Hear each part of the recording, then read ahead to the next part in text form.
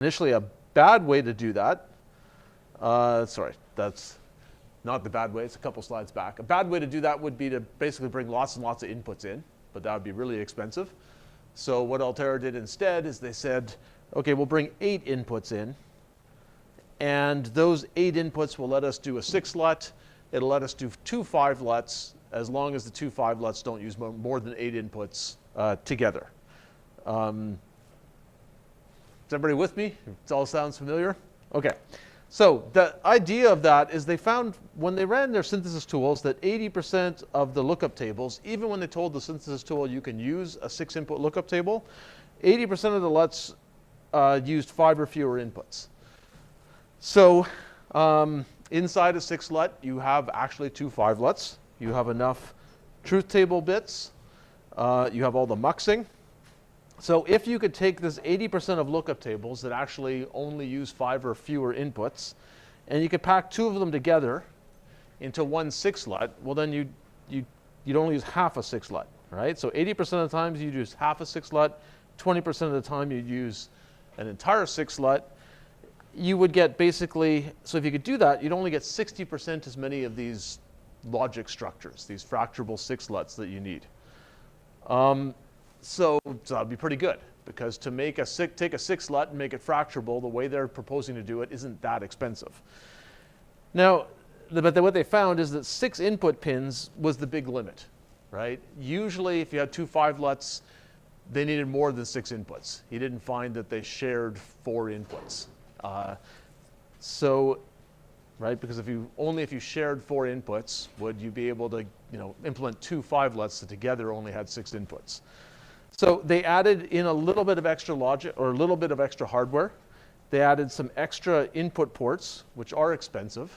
Okay, so this is not free, but they only added a couple of them, and they added a little bit of extra muxing to allow those input ports to get to various spots in this fracturable LUT structure.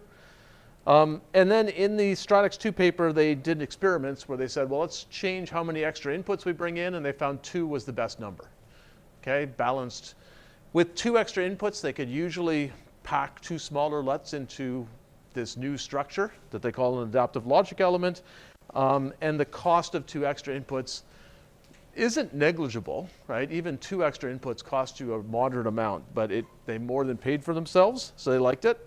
And what they got was a 15% delay reduction compared to using just a regular 4-LUT structure, what they used to use. And so that's similar to what academics had found you got with a 6-LUT. Okay, so they're basically getting the speed of a 6-LUT because they don't need as many 6-LUTs in series on the longest path in the design. But what they got that's better than what academics had found is they got a 3% area reduction versus just using a 4-LUT. Because of the fact that they can use a 6-LUT when it's efficient, or they can pack 2 smaller LUTs together when that doesn't work out so well. Okay, and that's significantly better than the academic study by Ahmed and Rose that we saw, where they said it was going to cost 17% more area in order to use a 6-LUT. So they got the delay gains, they didn't pay the area cost. Make sense? Okay, when you make, well, she just summarizes what they can do. So what they can do then is, well, they can do a 6-input lookup table. It's probably the most basic thing they can do because that's what they've built. They can also, if you have 2 4-input lookup tables, well, they have 8 inputs, and they can actually do 2 5-LUTs as long as they don't use more than 8 inputs. So this works. So they can always do 2 4-input lookup tables, basically no restrictions. They could do a 5-input lookup table and a 3-input lookup table with, again, no restrictions. And if they have things like 2 5-input lookup tables, then they have to have some shared inputs. Okay, they only have a total of 8 inputs, so in this case, they have to have 2 of the inputs be shared. But that's not too bad a restriction. They also had a weird thing, a slightly weird thing that they put in Stratix 2 and several subsequent generations, where they could even do 2 6-LUTs if they were doing the same function. So they put a bit of extra hardware in to support that. In their most recent chips, they took that extra hardware back out. Okay, so this was one where they put a little bit of extra hardware in to do an even more flexible thing, and then took it out later. So I don't think I'm going to talk about that one very much. But they had a lot of restrictions. To do two 6-input lookup tables, they actually had to have the same function because they only had enough truth table bits to put one function in. It turns out that there are some functions like crossbars where you can still do that. But like I said, this has been dropped in their most recent chips. Okay. And everybody with me? It's clear? Okay, the next thing they did, and this happens a lot, is when you've changed your architecture a bunch, you can usually get some additional gains by enhancing your CAD tools. So they did that then. So they basically took their synthesis tool and they told it it's actually possible for you to use a 6-input lookup table. But if you don't use a 6-input lookup table, if you use smaller ones, it's cheaper because we can probably pack two of them together. So they basically expressed, there are actually entire papers about how do you express that to a synthesis tool, how do you make the algorithms understand that. But they basically made the algorithms understand that. And what they now got was a trade-off. If they're going for the fastest speed they can possibly get, then they tell the synthesis tool, use a 6-LUT pretty much whenever it looks like a gain. Okay, if it's going to reduce the number of lookup tables that you're going to need in series on some path, then do it, because that'll probably be good for speed. Okay, and that's the blue bars. So they still only get about 20% 6-LUTs, 20% 5-LUTs, 15% 4-LUTs, and so on. And then they actually still get a bunch of smaller lookup tables. But if they tell the tools, I actually care about area, I don't just care about speed, or I care about area, maybe even a little more than speed in this design. Basically, the tools now try to use the smaller LUTs more, so they'll take a few risks. Sometimes even if this using smaller LUTs is going to lead to more lookup tables in series on the critical path, they'll do it. And, or on some path. They'll usually try not to do it on the longest paths, but on some paths they'll let it happen now. They can use even fewer 6-LUTs. So now they're down a little bit under 15%, and they use a lot more 5-LUTs, up around almost 25%. So basically, the CAD tools got tuned to understand it's beneficial to use smaller LUTs, particularly if the end user cares a lot about area. And this got some further gains. Okay, so then they had to decide, so they decided now to change their logic fabric from these 4 LUTs that were kind of dominant before that to these new fracturable 6 LUTs. And then they have to decide how many of them should they put inside of a logic block.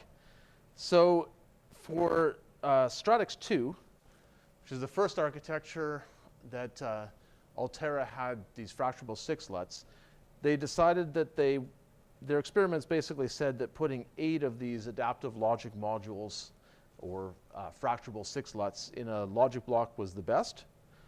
And they figured that out empirically. So they tried a few different sizes of logic block, and the best speed was basically at a logic block with 8 of them. So they decided to do that. Okay, later on, for the next generation, they went a little bit bigger. So they went down here to 10 of them per logic block. There's been a slow trend for logic blocks to get a little bit bigger. So this is kind of in line with that. Okay, so they have to also choose how many inputs do they bring into this logic block. And the academic research was all for not fracturable LUTs. It was just for regular LUTs. And the academic research said take the number of inputs to a LUT, K, divide it by 2, and multiply by the number of LUTs in a logic block plus 1. And this is an empirical formula. They found it by just running CAD tools and seeing how many inputs do they need to make full use of the logic block, but this is what they got. So, so let's see if this agrees with what Altera built. Okay, so Altera's experiments say that for a 10-input logic block, or 10 element, 10 fracturable 6-LUT logic blocks, they wanted 46 inputs. And let's see if we put the numbers in. So we say that we have 6-LUT, and we divide that by 2, and we multiply by 11, we get 33. Let's see if that's on my slide. Yeah, so I did that correctly. So this OMID formula, if I apply it for a 6-input lookup table, I'd say I only need 33 inputs. but Altera built 46. So it seems like they built a lot more than this empirically derived formula implied. So, okay, so this is a test of if you're following everything so far. Why do you think this is? Does this mean the Ahmed formula was wrong? Does it mean that Altera did something stupid? What happened here? Any ideas why? Well, so Altera probably didn't do something that foolish. They spent a lot of money developing this architecture, so they probably didn't just go off and put 46 inputs when they only really needed 33, because this is a fair amount of extra silicon area. So does it just mean the Ahmed formula is wrong, or is there anything else we should think about? Yeah.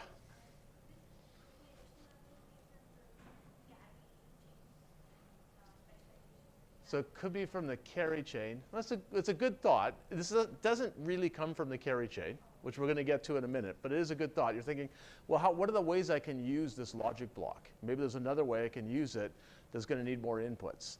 And yeah, the carry chain could influence that. So it's actually not, we'll get to that in a minute. Could actually be a good reason, but I can't say yet. There's another thing, though, in the same vein. Right? So right now I just said what happens if I use this as a 6-LUT, k equals 6. Is that the only way I can use this logic block? So this is a fracturable 6-LUT architecture, right? So I'm not going to always use it as a 6-LUT. In fact, from these synthesis results that I just showed, we kind of use it as 5 LUTs, even more commonly than we use it as 6 LUTs. And when we use it as 5 LUTs, what is k? Right? So k is our LUT size. So if we use it for 5 LUTs, k becomes 5, but the number of things we can put in is twice as big, right? N is 20. So we have to plug those numbers in. So if we say, well, what if we use it as 5 LUTs, but 20 of them, then we actually get the number of inputs that we should have from this Ahmed formula as 52.5, which is a lot closer to what Altera saw in their CAD experiments as kind of the best number for that size. And actually, in the end, what Altera chose to put in their chip, even though their CAD experiments said that 46 would be a good number, they decided to actually go all the way to 52 because they found it made it easier to use 5 LUTs, so they were a little nervous about using 46 anyway, and they wound up with a number really close to the academic research, as long as you actually remember that this thing isn't just a 6-LUT. Is everybody with me so far? Okay. Okay, so another question that then came up when Altera switched to this new structure is how many flip-flops should they have? So far we've been drawing pictures where we have one lookup table that feeds one flip-flop. So they could do the same thing. With this new fracturable 6-LUT, they have this basic structure, and they could just build one register after it. So if anybody's read the Stratix 2 paper, what did they do? Was this good enough or not? Does anybody remember? Okay. So the other thing they could do is they could say, well, no, we should think of this as it's going to be used a lot as 5 LUTs. So we shouldn't just have one register, when it's used as a 6-LUT. We really need 2 registers so that if it's used as 5 LUTs, we can capture both outputs and registers right there. And that worked better. If they just used one register per 6-LUT, it kind of led to register starvation for a lot of designs. The registers became the limiting factor, and that meant they needed a bigger chip. They kind of wasted area. Okay, so, and the cost to add another register, so if you add one up here,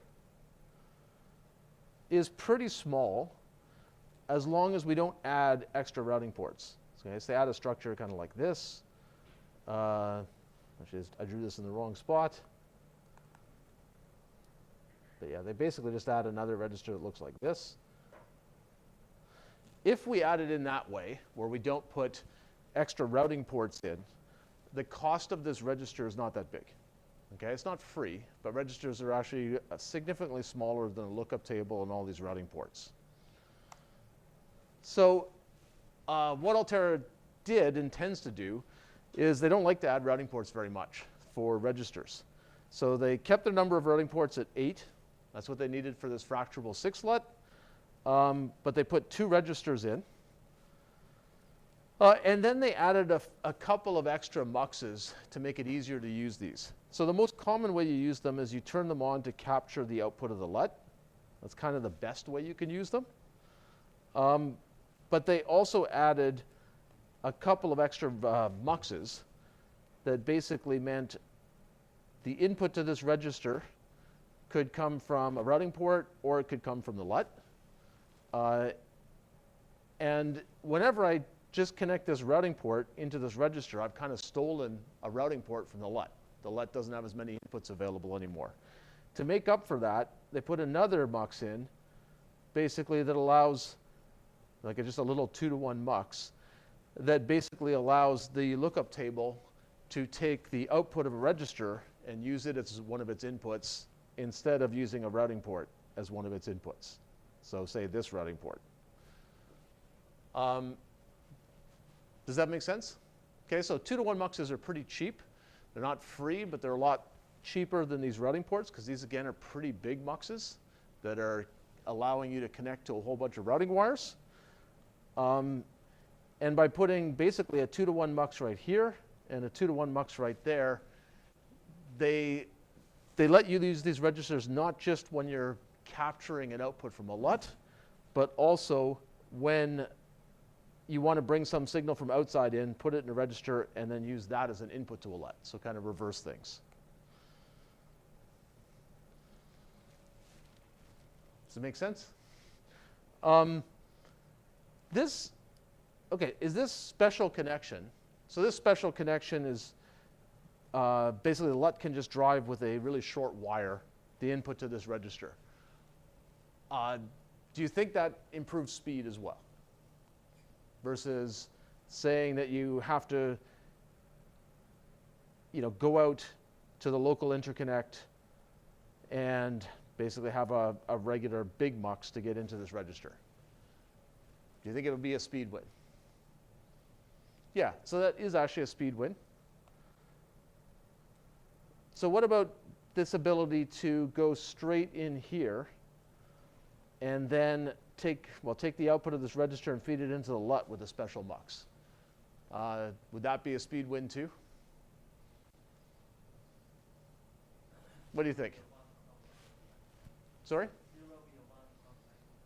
There'll be a 1 clock cycle delay? I mean, I guess what it is you're not changing the logic of your design. Maybe this question is too vague.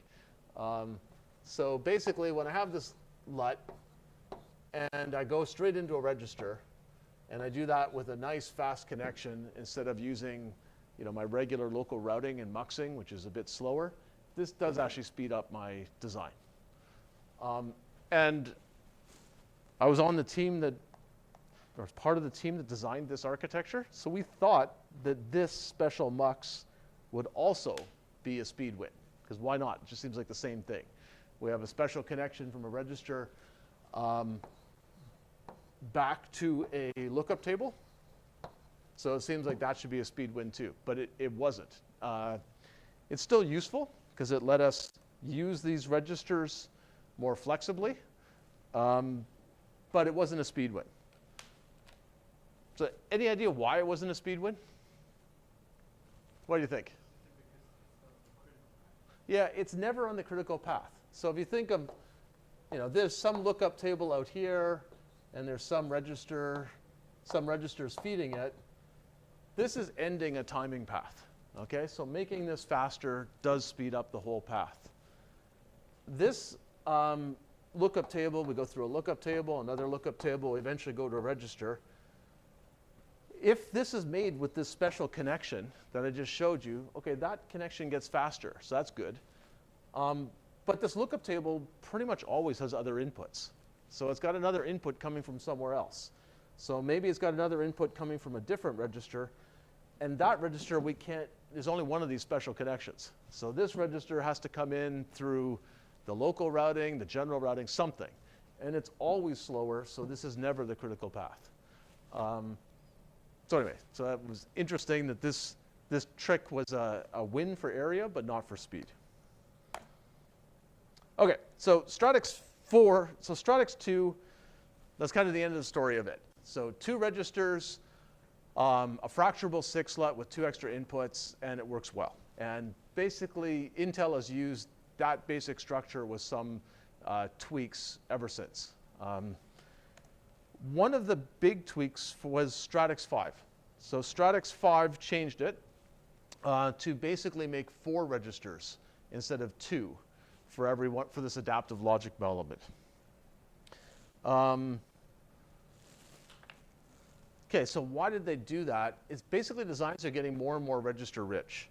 So people are not just pipelining, like this seems kind of excessive if you think, well, already with 2 registers in one of these fracturable 6 LUTs, I could already register the output of both LUTs. Okay, so it seems like, well, shouldn't that be enough, right? And the reason that it's sometimes not enough is that it's taking a long time to get across the chip now. So you often wind up with the critical path is actually just wiring with no lookup tables in the middle at all. So you actually start sticking registers just to break up long sequences of wires. So you can have sequences like register to wire to wire to register and so on. So when you have that, it starts becoming beneficial to have even more registers, and you don't, even without putting any LUTs on that path. So that's one reason designs are getting more register rich. Once you start pipelining that deeply, you only generally have to do this level of pipelining on connections that are going to cross a significant part of the chip. So it might be going between modules that are pretty big. There might be control signals that fan out to lots of things. But once you have some signals that you're pipelining that deeply, you often have to pipeline some other ones just to match their latency. So you didn't really need to do it for timing, but you had to start pipelining some other signals for correctness. So you get a lot of shift registers. So for these reasons, designs are getting gradually more register rich. Does that make sense? Okay. So in Stratix 5, they basically showed this chart. So the Stratix 5 paper, which how many people read that over reading week? Did you read this one? Okay, moderate number, so it's good. You had a hankering for FPGA stuff over reading week. This is basically saying what is the ratio of how many logic blocks that I need to implement a bunch of designs. Every single dot is a different design. As a function of how register rich they are. Okay, so there's a bunch of real benchmark designs that Altera had. So they have really register rich designs out here, where they have almost twice as many flip-flops as LUTs. And then they have register poor designs over here, where they have about twice as many LUTs as flip-flops. And they're comparing how many logic blocks I need if I have 4 registers in my logic blocks for every ALM or fracturable 6 LUT. Versus 2. Okay, 2 is what they had in their earlier generations. And for the register-rich designs, they can actually save a fair amount of logic blocks. So, and for the average design, they might be saving something like 7 or 8% of their logic blocks. So if they could make more registers in the logic block really cheaply, they could get an area win, because they won't need to. For a bunch of designs, at least, they won't need to use as many logic blocks if they get more registers in there. Okay, so what they did is they did add more registers, but they decided to keep them really cheap. So the first thing they did is they didn't add any more routing ports. They still just have the 8 that they had before, which are now they're shared by the registers. The 6 LUT, if you break the 6 LUT into 2 5 LUTs, they're used by both 5 LUTs, etc. So this means these 4 registers, if you use all 4 registers and you try to use the LUTs at the same time, they can get a bit hard to use because they are a little bit input starved. The other thing they did, which is more interesting, is they actually didn't build real registers. Okay, so they built pulse latches. So let's see if I can draw this. Okay, so let's see if I can draw a register without screwing it up. Okay, so a conventional register, you have, let's see, a tri-state buffer, and when clock is, this is a good chance to catch me in a mistake if you watch all the polarities of my signals. Okay, so when the clock is high, no, when the clock is low, I'm going to go through here. And when the clock is high, whoops, I'm just going to hold state. Okay? So these tri-state buffers are forming a, and then I need to have a transmission gate here too. Okay, so then I have a transmission gate. Let's see, do I need a transmission gate or not? So the clock is low, clock is high. Okay, so I want to go through that. And I think I need one more buffer. I'm going to put this here. So put the clock is low, I'm going to go through there. And this one, I'm just going to make a regular buffer. Okay, so when the clock is low, I can write into my latch. When the clock is high, my latch just holds itself. Okay, so that's my master latch. This is my D input.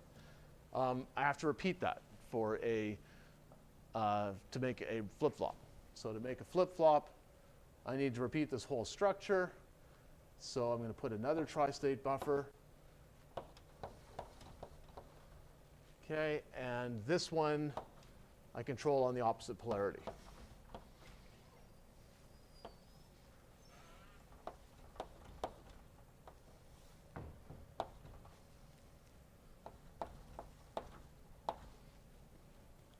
Okay, that's my cue. Okay, hopefully I didn't make any mistakes. So clock is low, I get into this storage node. Clock goes high, so at the rising edge, I flow through and my data changes. Okay? And both of these things are latches, so I can hold my state. Does it make sense? Okay, so that's the conventional way you build a register.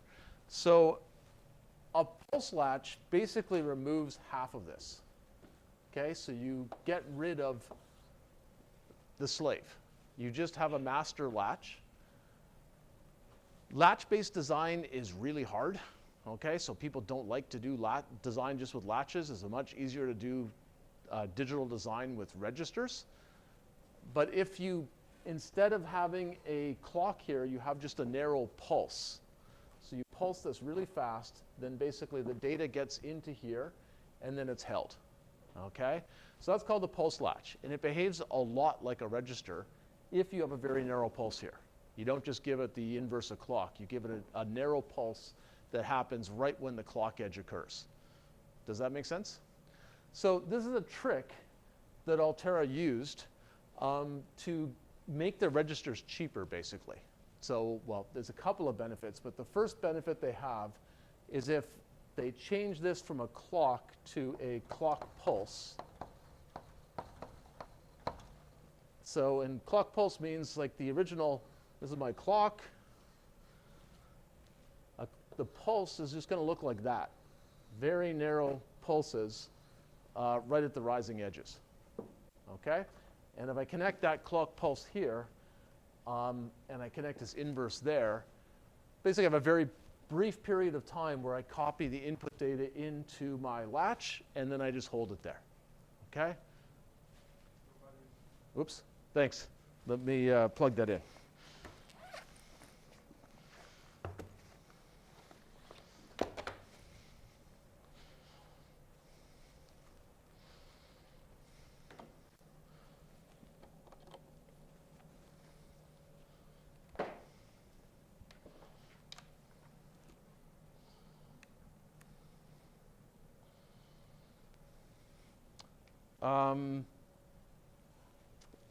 Sound good?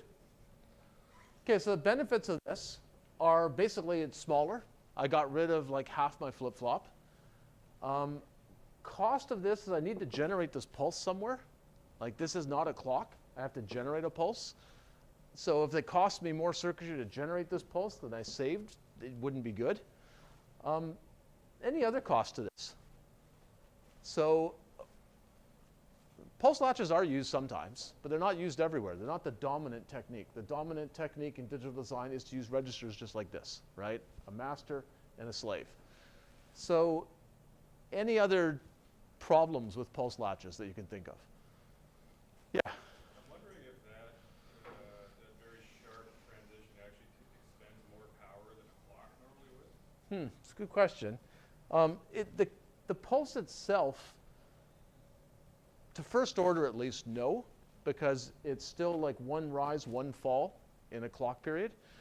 When you get into second order effects, it's hard for me to say, but the dominant power dissipation in CMOS circuits is charging and discharging capacitances, so you count how many signal changes, and this is still one rise, one fall.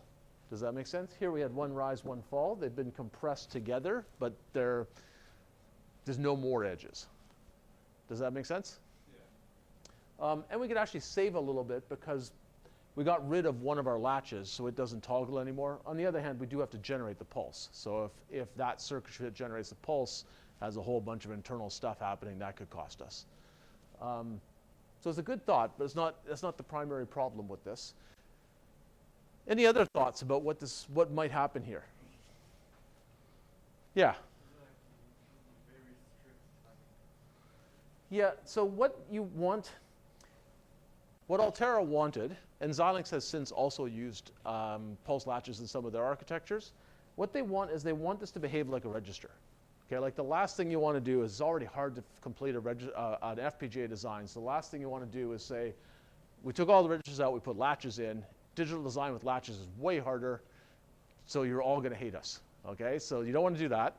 So any FPGA vendor that does this, they want to pretend it's a register. So, and that's what Altera did. If this pulse is really narrow, it does behave almost exactly like a register. Okay, so you want this pulse to be really narrow. What if you make this pulse 100 picoseconds wide, so it's very narrow, and then it turns out due to manufacturing variation that on some of your flip-flops it actually collapses to zero, all right, or such a small amount that the data doesn't get copied. Okay, so there's some risk to making the pulse too narrow, because if every transistor was identical, you could say, look, I can make it 1 picosecond and it'll be good, but the reality is they're not all identical, so some of your flip-flops won't really work. So there's a limit on how narrow you can make this. Why does that matter? Because you want this to be narrow because basically the data is captured at the point where this pulse is high. But while the pulse is high, data can also flow through. Okay? That impacts your hold time. Hold time is basically the timing constraint that says my data can't change. I can't get new data from the next clock cycle, making it to one of my registers. If that happens anywhere, so if I have a register here, and it goes through, well, let me see if I got a better picture on the next page. If I don't have a better picture, I'll draw one. But basically, if I make this pulse super narrow, it might collapse, right? Some of my flip-flops or pulse latches might not work. If I make it, as I make it wider, my hold time gets worse, okay? And hold time is another timing constraint we have to worry about. Let's see. Does that make sense? So basically, you shouldn't be changing the input signal while this pulse is high. So I've got some, I don't know if I can draw that very well or not. I've got some register here feeding another register, and there's a small delay between them. If this is a pulse latch, and this is a pulse latch, I have to worry about the case where basically the clock hits, I generate a pulse, this changes its data. If it changes its data and it gets to this register, and while the pulse for this register is still high, it's going to go right through this register. And that's a hold time violation because you got your data through all the way through the next clock cycle, like one cycle early. That's what a hold violation is.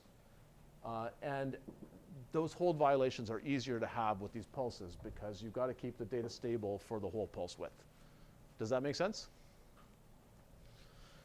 So that's kind of the fundamental trade-off. So let's see how they do this. So let's see how close I was in my latch. I think this actually is isomorphic to what I did, except I used buffers instead of inverters. So I think I passed the test.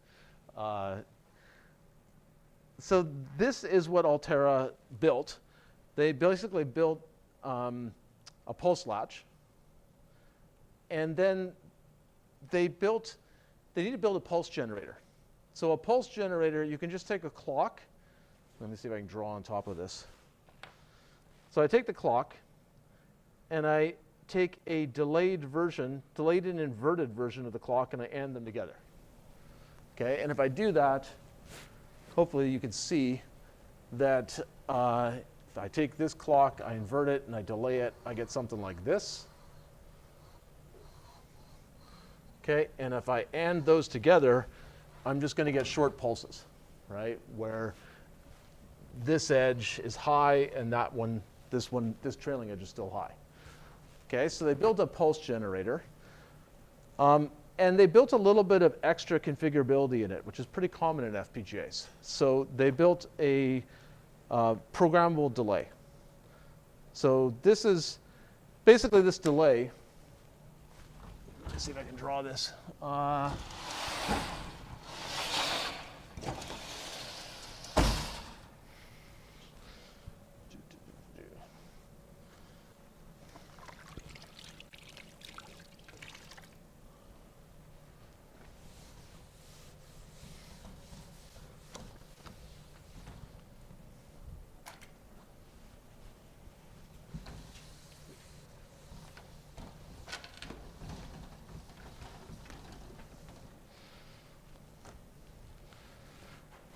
Okay, so what they've drawn here as delay is pretty easy to build. It's basically a bunch of inverters.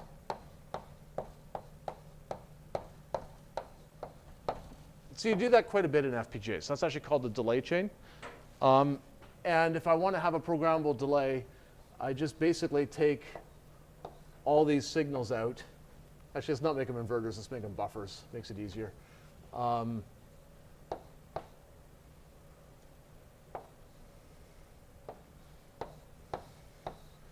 Put them all into a multiplexer, and I can control that with a couple of SRAM cells, and I get out some signal here. Okay, so the CAD tool can choose what to program in these SRAM cells, and I can either get the signal with very little delay, or I can get the signal with 4 inverter or 4 buffer delays. Does that make sense? So what Altera's done here, they built a programmable delay chain and a clock pulse generator. So the CAD tool can now choose how wide to make the clock pulse. If it uses a bigger delay here, then there's more overlap between the clock and its delayed inverse, and you get a wider pulse. If they don't delay it very much, they get a very narrow pulse. So they now have this programmable pulse width based on whatever they program into these SRAM cells. Does that make sense? This pulse circuitry is actually bigger than this pulse latch. So they don't want to generate one pulse. They don't want to generate a pulse for every single register, right? The whole part of the point of this was to save area. So what they do is they basically use the fact that in a logic block, you only bring in a limited number of clocks. You're already assuming that you've got registers that share the same clock. So they say, well, we're just going to build 2 of these pulse generators, and they're going to be shared by 40 registers. So every register is going to be able to pick one or the other of these, but there are only 2 of them in the whole logic block. So they kind of amortize the cost of this circuitry, and they gain on all of the registers because they're only building essentially 1 latch instead of 2, just building like the master, not the slave as well. Does that make sense? So they show in the paper they get a net area win by doing this. That's part of what allows them to go to 4 flip-flops per ALM without having a lot of extra area. But they also show that there's benefits to making this programmable, like the fact that they can control how wide this pulse is now by programming in different desired delays. So if they program in a wider pulse, they allow a little bit of time borrowing. So let's see if I can draw that. So they have a signal that's launched from some register. And it goes through a lookup table, goes through another lookup table, goes here to this other register. And let's say that the CAD tool has worked as much as it can on this, but this is 2.1 nanoseconds, This is 2.5 nanoseconds. This is 3 nanoseconds. Okay, so let me add all that up. 5.5, 7, so 7.6 nanosecond delay. Okay, and let's say that my clock period was supposed to only be 7 nanoseconds. So this isn't fast enough. And the CAD tool's already done everything it could figure out how to do in terms of putting these lookup tables in the same logic block as much as it can, using the shortest wiring it can. So it's kind of out of ideas. What you can do if these registers are pulse latches is you can actually increase the width of this pulse. So if I increase the width of this pulse by, maybe it used to be 200 picoseconds. That's what I needed for it to work. But I now make it 800 picoseconds. So I make it intentionally a wider pulse. It basically, the data, well, let's just say, so the data used to have to get here by this point, okay? That's where I had my 200 picosecond pulse. I'm going to give it an extra 600 picoseconds of pulse time, which basically means it'll keep flowing through this pulse. Like it'll keep flowing through this register or keep being captured by this register right to this point.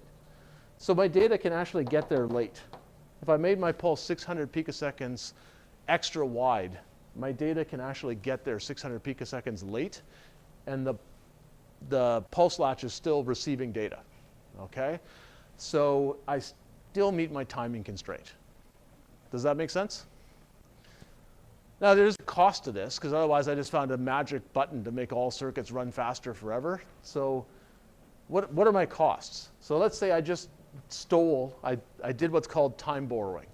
I made this pulse 600 picoseconds wider, and that allowed me to stretch this clock cycle so that even though my clock cycle is only 7 nanoseconds, I got an extra 600 picoseconds of delay by stretching out this pulse. So this worked, but there are a couple downsides. What are my downsides? So any idea?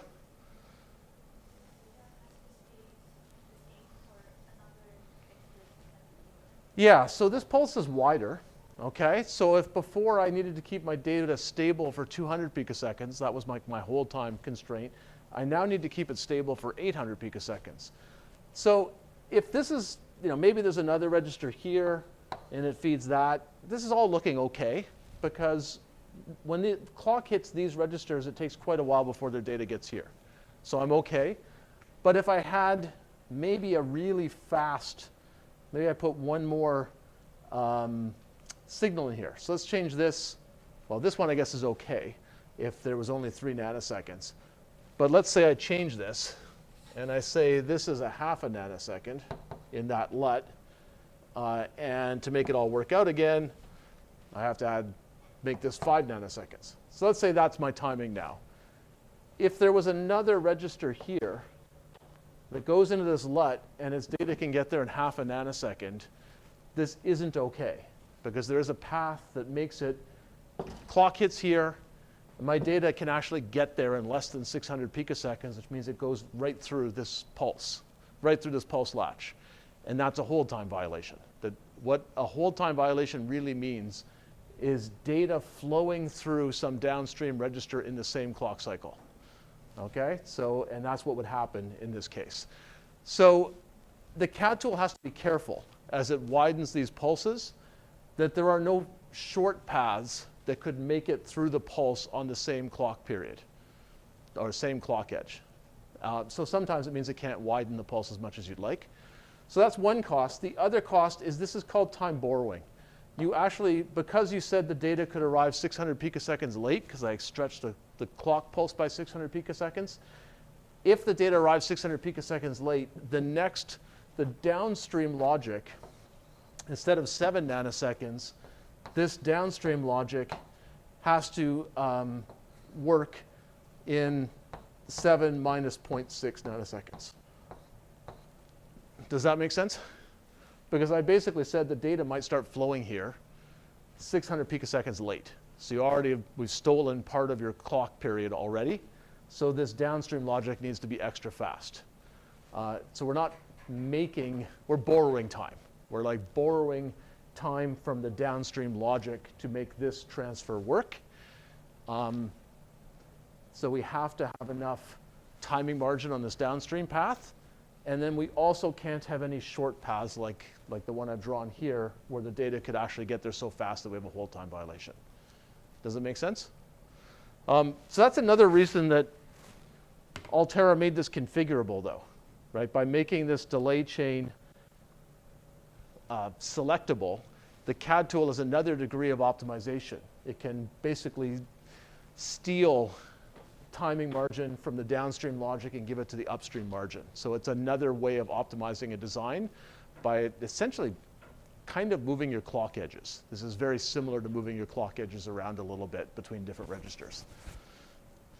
And this techniques like this are being used by FPGA vendors a lot now. So they've worked hard to make all these data delays as small as they can be, and they keep working on that.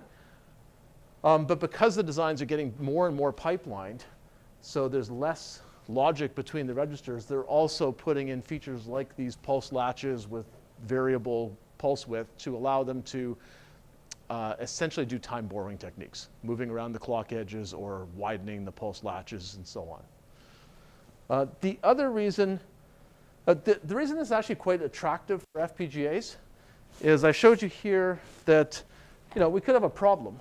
Like, what if this register has a really fast delay to get to this other one? This is where actually the fact that FPGA programmable interconnect is not that fast is helpful. Okay, so if the FPGA router uses an extra wire or two here, it can slow down this connection. And there's usually some extra wire lying around. It can just decide, instead of going straight to its destination, it'll just take a little detour. And as long as there's like a programmable wire available that is in roughly the right spot, it can do that. So it can actually slow this signal down, and that will actually fix the hold time problem. Does that make sense? Whereas in ASICs, it's harder to do, right? So ASICs can also use pulse latches, but hold time is a bigger problem for them because they don't have this programmable routing sitting around that they can use to slow things down when they need to. Okay, the other reason that Altera did this, like put this programmable chain in, is it's also an insurance policy. So when your pulse latches are a bit more dangerous circuit style, because if the pulse is too wide, you're going to wind up with a lot of hold time problems. So I told you that the CAD tools can fix them by putting extra wiring in, but if they have to do that everywhere, they might start running out of wiring. So you don't want to have too many hold problems. But if the pulse is really narrow, then it might collapse. Like some of your registers might stop working. And if I got like a couple million registers and I only need one or two of them to stop working for the chip to be garbage. So that's kind of intimidating. So this delay chain is also like an insurance policy. You can get the chip back, you can measure what the pulses are doing, and you can have the CAD tool decide what's you can basically program the software to say never use a pulse narrower than this. Does that make sense? So it's less risky than you basically pre-commit to a certain pulse width that you can never change, because maybe your chip just won't work. So what was the overall gain? Their gain was, it doesn't sound that big, but it was basically about 3% higher performance just from the faster registers, so getting rid of the extra slave latch. Actually, no, that's from time borrowing. So time borrowing was 3%, and then the faster registers was several percent more. This also probably understates their gains because they're averaging it across all their designs. But some of their designs for this paper, they're always a bit older, right? They're ones you got from end users the previous generation. Designs are getting more and more deeply pipelined. So it's like the most recent designs, we get more gains than this. So they're more up in the 10% or so speed gain, which is pretty significant, especially because they also got an area benefit out of this. So did you have a question? You can't do time borrowing, but you can shift the clock edge, which is similar. So, I mean, this particular technique where you widen the pulse latch, widen the pulse is called time borrowing. You can do something, I guess it is a form of time borrowing. For actual registers, if you can move the clock edge somehow, And the usual way you move the clock edge is actually put a delay chain like this on the clock path before the register. Then you can do something very similar. Does that make sense? And you'll see that like when we get into clocking networks, you'll see that actually Xilinx has put some of that in their clocking networks. So there's kind of a bag of tricks that the FPGA vendors have come up with. And one of them is to widen the pulses. Another one is to shift the clocks around, and you'll see Xilinx has done that. Does that make sense? Okay.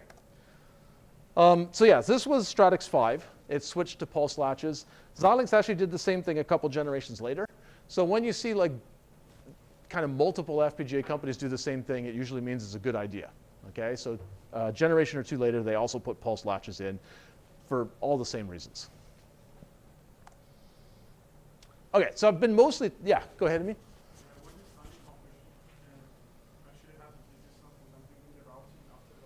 Oh, so you're saying when does the CAD tool do this? Yeah, this actually happens, it's a good question. This basically happens after routing, okay? Because you need to know the very precise delays, and then you can pick the very precise pulse widths. So it's done after routing. Well, then you get into, well, but if the router, if you wanted to fix some hold time problems, then you really want to do it before routing. So it's mostly done after routing, but what sometimes happens is you kind of do it multiple times. You kind of finish the routing, then you'll run this algorithm to choose what the pulse latches widths are, and then if you made some hold time violations, you'll go back and tell the router to try to fix them. Does that make sense? And you have to be a little careful that you don't go back and forth forever, because then you drive the person crazy with compile time. So there's, yeah, the dominant thing is finish routing, then just choose the pulse widths. But you can iterate, where you go back and say, okay, I couldn't quite get what I wanted, but if you fix this hold time problem that I'm about to make, then I could fix it. So I could widen this pulse and I could make things work. So good question. Does that answer your question? Okay. Okay, so we talked mostly about Altera logic blocks here, but Xilinx ones are not radically different. Let me just talk about a few differences. So in Intel chips, they use this fracturable LUT, and they have 2 extra inputs. So you can do a 6 LUT or 2 5 LUTs that use no more than 8 inputs. So Vertex 7 also, well, Vertex 7 and Ultrascale and Versal, all of the recent Xilinx chips also use this structure of a 6 LUT that can be broken into 2 5 LUTs. But something that they do is a little bit, they try to make it cheaper, okay? Cheaper, but not quite as flexible. So for Vertex 7 and Ultrascale, they only had 5 inputs if you use the 5 LUTs. And that's like the cheapest way you could possibly do this. So it's a 6 LUT, it breaks into 2 5 LUTs. Each 5 LUT just gets to use the regular 5 inputs, and they're the same. For Versal, they decided that was a little too limiting, so they actually put a little bit of extra muxing in, and now they can use 6 inputs, even when they're in 5 LUT mode. So it's a little closer to what Intel did, but still cheaper and less flexible.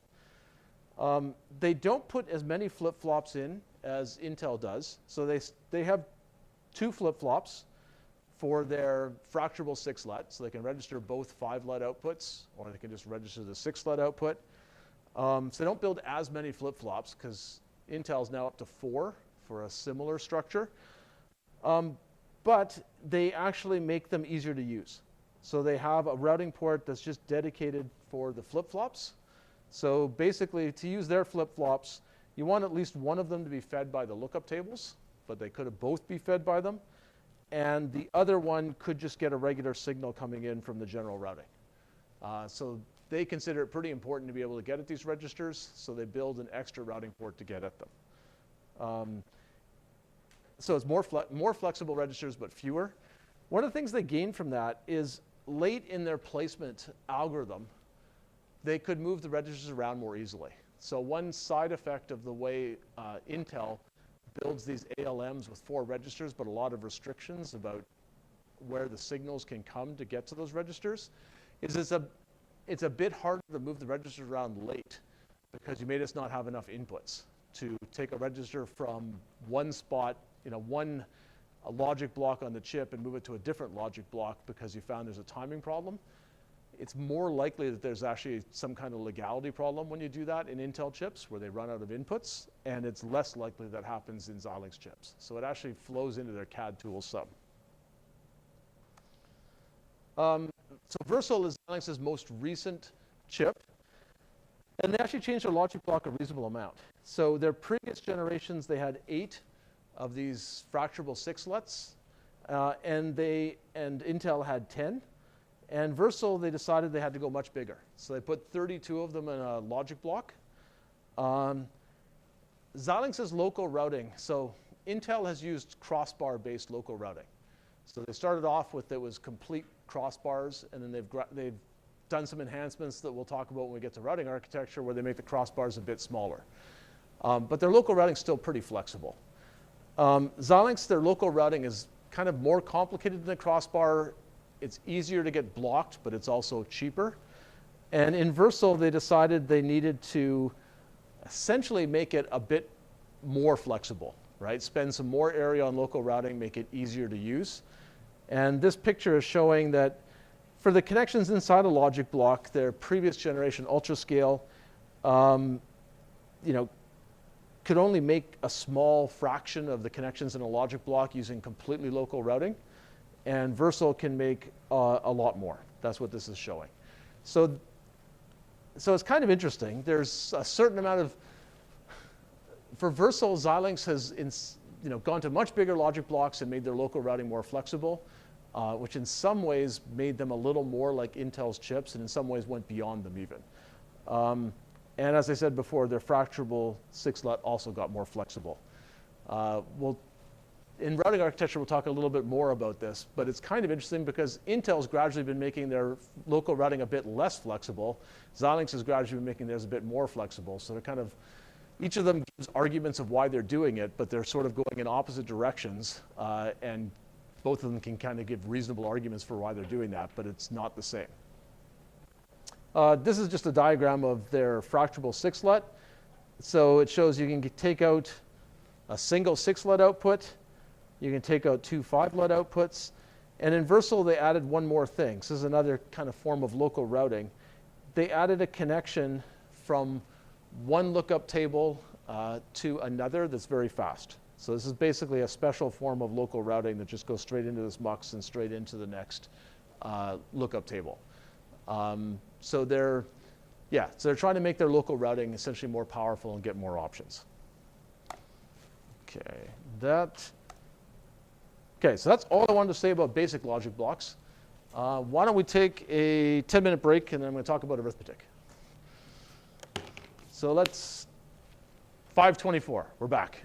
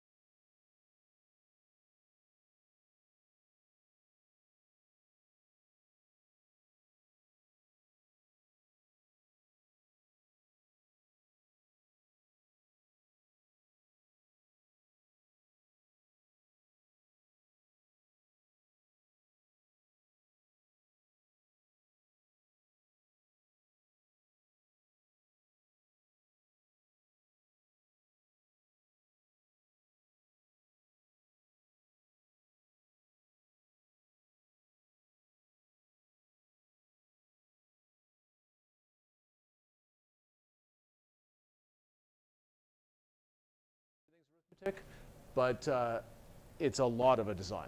And arithmetic basically means addition, subtraction. And you can also use those operations to make multiplication. So multiplication is just a whole bunch of shifts and adds. So if you want to make multiplication out of your, in your logic fabric, it involves a lot of addition as well. So common, so I've written up there like a typical arithmetic operation. I want to add two numbers, A and B. They're both 32 bits wide, and I want to make a sum.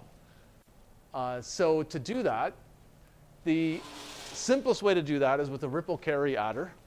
So I can make a lookup table that takes the first two, like the lowest bit of A and B, and computes what's the lowest bit of the sum. I also need to compute a carry, so I can take those two inputs, those two lowest order bits, and compute the carry out. Okay, and I take that carry out, and now I hit kind of the steady state of the repeating pattern. Take one bit of A, one bit of B, take the carry out from the previous bit, and that's three inputs. I can feed them into a lookup table. It'll produce the sum bit output. I need another lookup table that looks at those same three bits and produce the carry out. Okay, and I can repeat this forever to do bigger additions. Okay, so let's say I'm doing a 32-bit addition. With this ripple carry structure, how many lookup tables do I need? It's not a hard question. So what do you think? Yeah, so I need 64. So I use 64 LUTs. And I'm just using regular 4 LUTs here because it's easier. Okay, so if you're thinking carefully, you might say, wait a sec, is it fracturable LUTs or not? Let's just use simple 4 LUTs. If it was fracturable LUTs, then I could divide all these numbers in half because I could fit 2 of them together, but it doesn't matter. Okay, so that's going to take 64 LUTs. And they only have 3 inputs used each, so we're kind of underutilizing them. So it's a bit wasteful. Because we probably, all those studies that I just showed you said 3 LUTs are not a great choice. So we almost certainly used 4 LUTs or 5 LUTs or 6 LUTs as our base architecture. So this is going to be wasteful. And it's a fair number of LUTs. What about the speed of this? Okay, so the critical path. Does everybody know what the term critical path is? I think I've used it, but I don't know if I've actually defined it. What is the critical path of a circuit? Yeah, so it's a speed limiting path. Okay, so for this circuit, what's the critical path? Let's just assume all the interconnect delays are the same to make it nice and simple. Yeah. Right, so it's basically the chain of C-outs. There's going to be a whole bunch of them. So how many LUTs on the critical path? Like, so how many lookup tables in series on my critical path? I only have 64 total LUTs, so the answer is going to be between 1 and 64. So you got a 1.5% chance with random guessing. So that's exactly right. So you did far better than random guessing. So 32 lookup tables on the critical path.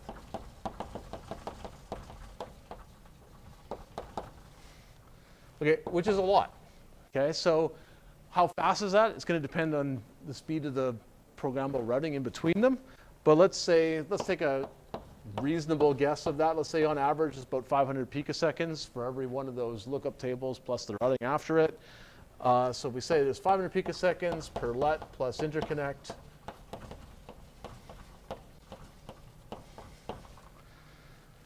Then this turns into 16 nanoseconds, which is not very good, right? 16 nanoseconds means, if I invert that, 62.5 megahertz. Okay, so that's not a very good number, especially because I just did one addition, right? If I actually, maybe I'd even like to do more than one addition in a clock cycle. But even if I put registers on both sides of this, I'm already down to 62.5 megahertz. Okay, so before we panic about that, maybe we should just compare it to something else to see, is this unusual or is just lookup tables are really bad? So let's compare it to a 32-bit AND.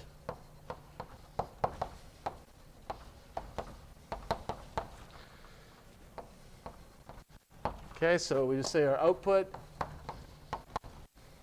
is A and B. those are all 32 bits wide.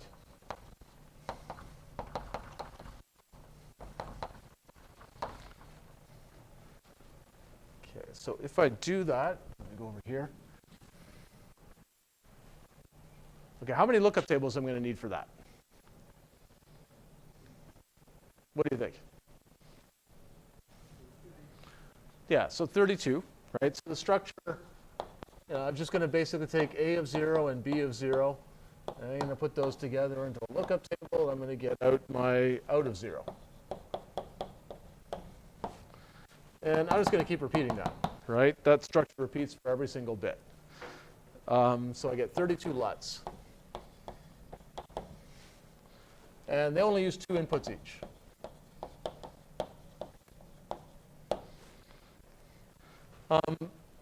Okay, so it sounds like, well, that's smaller. Instead of 64, it's 32, but it's not that much smaller. Instead of 3 inputs, I use 2. But it's actually even better than that from an area point of view because it's actually easy to pack more logic in with this. It turns out that it's kind of hard to pack a lot of extra logic in with that long carry chain. It's possible, but this is kind of a long structure of LUTs in a very specific way. And you normally will have more than just this, take the AND of these 2 bit vectors. If you have things like A and B or C and D, then I can pack more stuff in, right? I have my A and B, it only uses 2 inputs, but I can put this other AND and this OR that can all go in there. So it's easier to pack other stuff.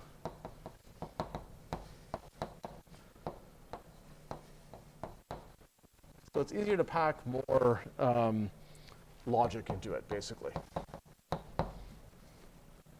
So not as area intensive. What about the critical path? So for this, what's the critical path? So the critical path is 500 picoseconds, right, with the assumptions that I made. It's just 1 LUT.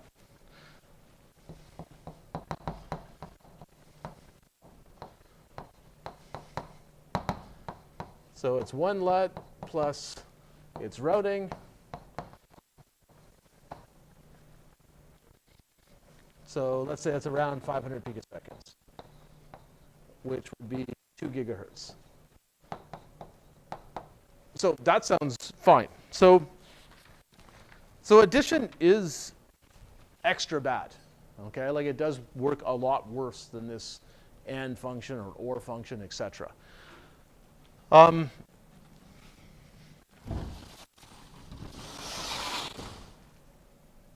So could we build, this is a ripple carry adder. Could we build a better adder?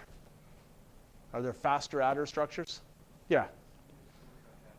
Yeah, so there are whole families of like faster adder structures. There's look-ahead structures, there's carry selects, etc. They can make this faster because they basically cut the logic depth, but they're all bigger too. So if we couldn't do anything else, we should probably use one of those structures. We'll get somewhat better speed.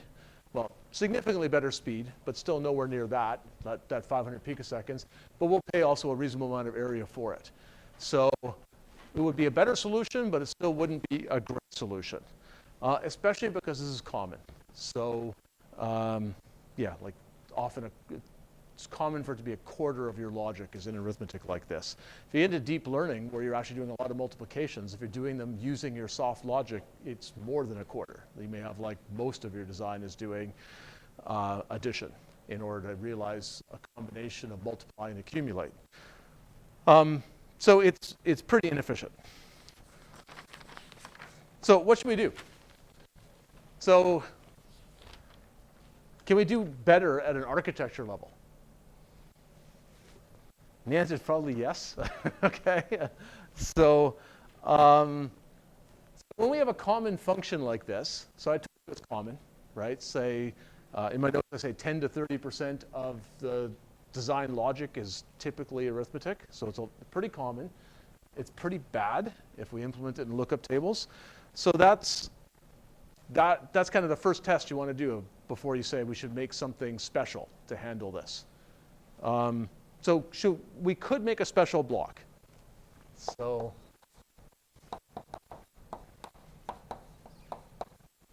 Okay, so FPGAs are more than lookup tables and programmable routing because there are some other common functions that you want to do better. So you make special blocks for them. So maybe we need to make a special block for arithmetic because it's common and it's not working very well with LUTs. So I'm going to draw my special block, and you tell me what you think of it. So I'm just going to make a whole bunch of adders.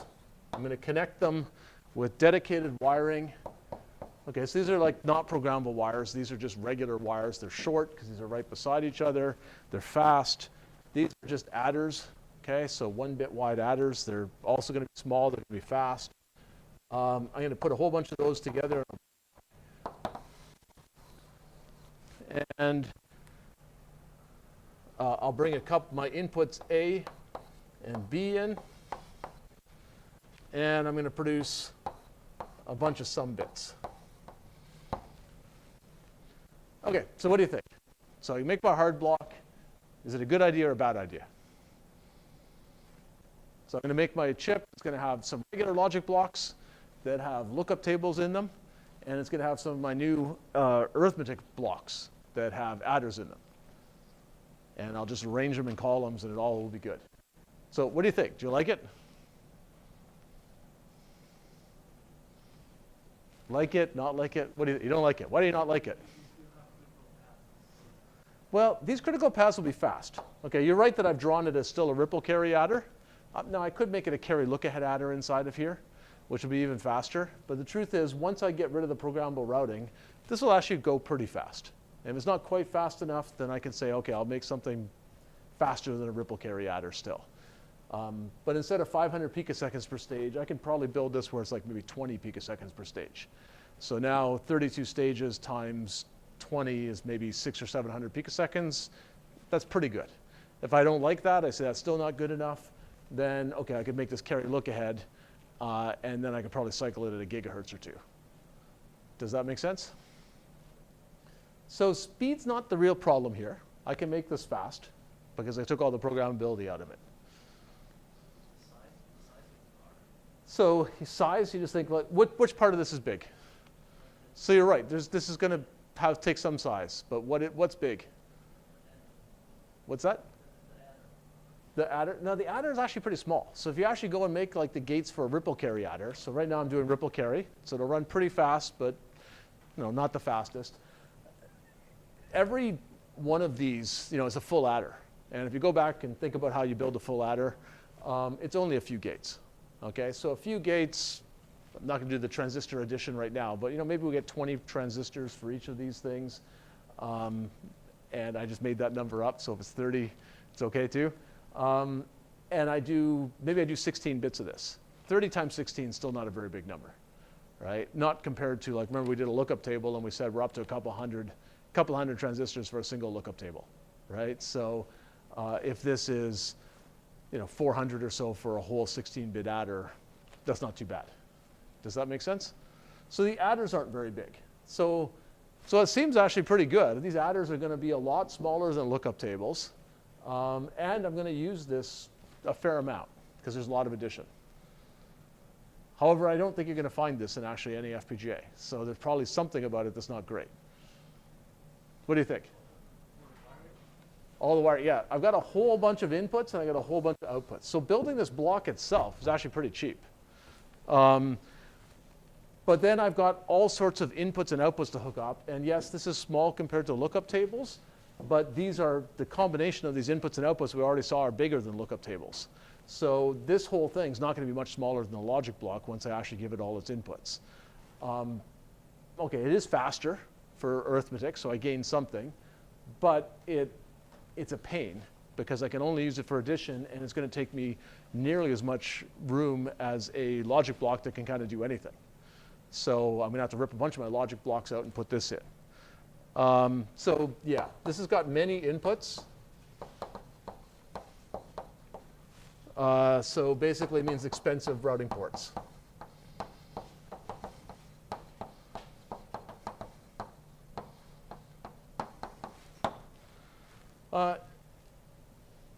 So yeah, this is one where it looks great until you start looking at the routing, and it doesn't look so good. The other thing you're going to get is while this path here is going to be fast, you'll have delay to get to and from it. I have to hook up with the programmable routing. Now I have to do that with the logic block too, so that's not unique to this.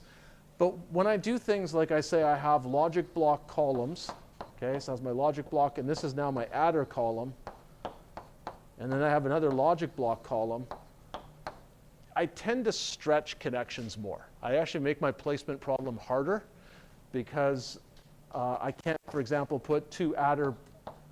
Maybe I have one adder feeding another adder. It's like an adder tree. That happens a lot if you're building multipliers out of lookup tables or out of logic. You can't get them right beside each other because they're just not right beside each other in the architecture. So you wind up with some stretching of your connections when you make different kinds of blocks. So you want to get a big win to make up for that. Okay, so we're going to have some delay to get to it and from it. And it's because of this, right? It's because we get this kind of connection stretching by making a more complicated floor plan of our device. Okay, so if we had no other ideas, we probably still should do this. Or maybe this is still good enough, right? It's not looking fantastic, but yeah, maybe it's the best we can do. What do you think? Can we do better?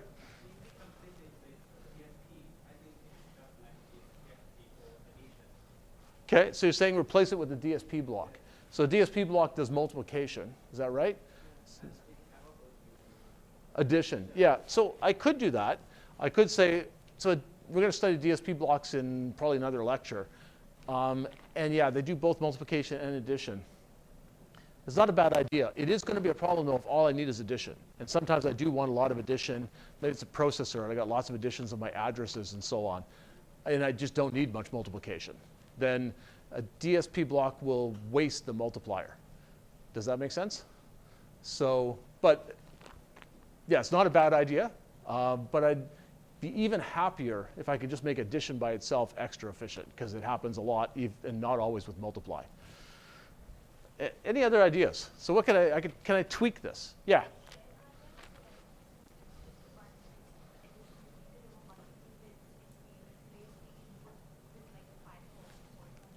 Okay. So you're saying try to attack these inputs, right? So change this, maybe connect this to a FIFO or something. Yeah, so that's the basic technique we're going to do.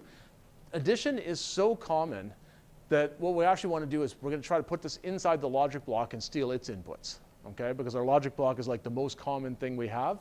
If we have something like this that's not that expensive, but it needs a lot of inputs, rather than make a special hard block for it, what if we just put it inside, put this hard circuitry inside every single logic block so that it can leverage its inputs? Does that make sense? Which I think is not exactly, it's kind of in the spirit of what you're saying. So, okay, so let's see if I can erase one of these things.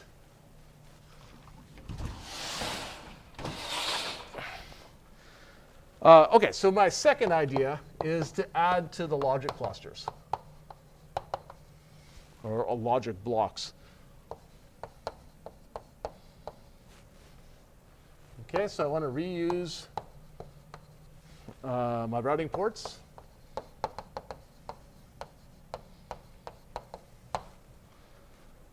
Okay.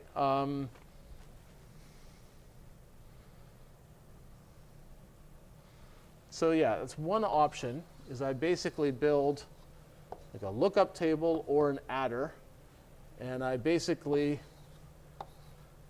can use one or the other. So I put a mux on the output, and I hook the inputs up to both of them. Hopefully that's not too messy.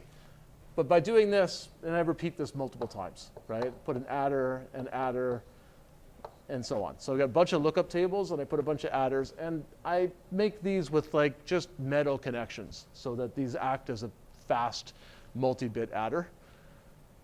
And it's cheaper because I didn't have to build new inputs or outputs. I just built like a 2-to-1 mux here, and I just wired the inputs to both the adder and the lookup table. So this would be better, okay? So I can reuse my routing ports.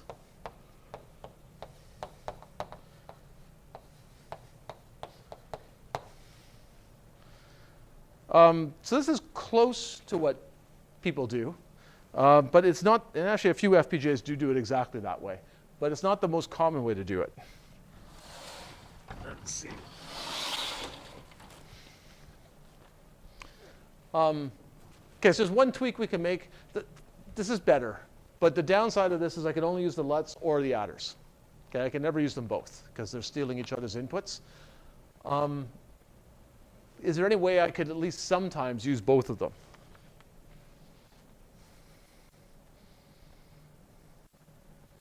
Maybe a vague question, but see if you can think of one. So can I tweak this so at least sometimes I can use the LUT and the flip-flop together, or LUT and the adder together?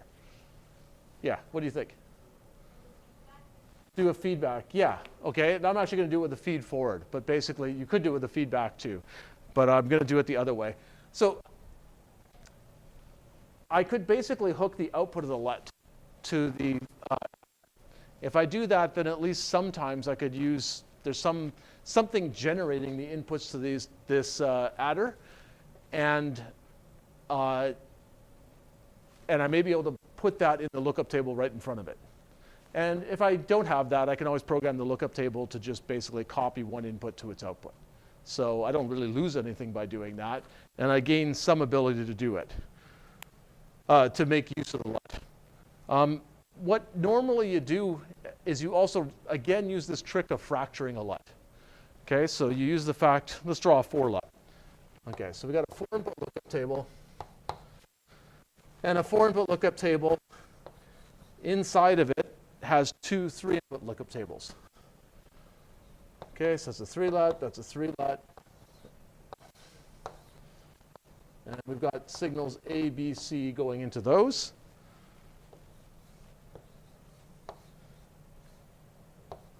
And then we've got our last input, we'll call it D, and it selects between the outputs of the 2 3 LUTs, and we get our output. Okay, so that's just a 4 LUT, but it's drawn where I can see that inside of it are 2 3 LUTs. So I can use this technique to basically have these internal LUTs feed my adder. Okay, and by realizing I've got 2 smaller LUTs inside, I can basically have one smaller LUT feed one input of the adder, one smaller LUT feed the other input of the adder. And now I've got some reasonable chance of making use of the LUT before the signal goes to the adder. And like I said, even if I don't have anything useful to do there, like the data came straight from another adder or from a flip-flop, I can still just pass right through the LUT. I can always program it to just copy one of its inputs to its output. Okay, so the way this looks in a whole block is maybe I have A of 0 and B of 0.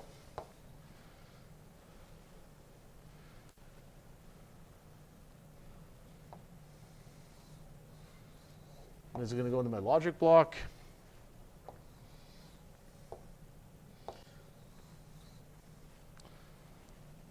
Okay, so these are a 3 LUT. This is a 3 LUT.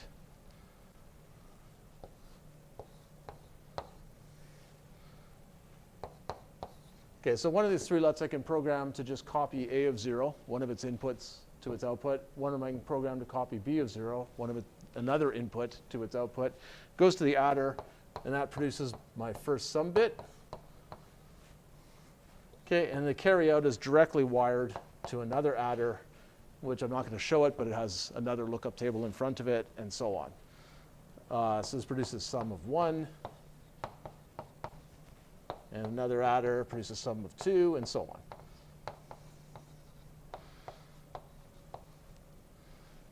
And eventually it hits the end of the logic block.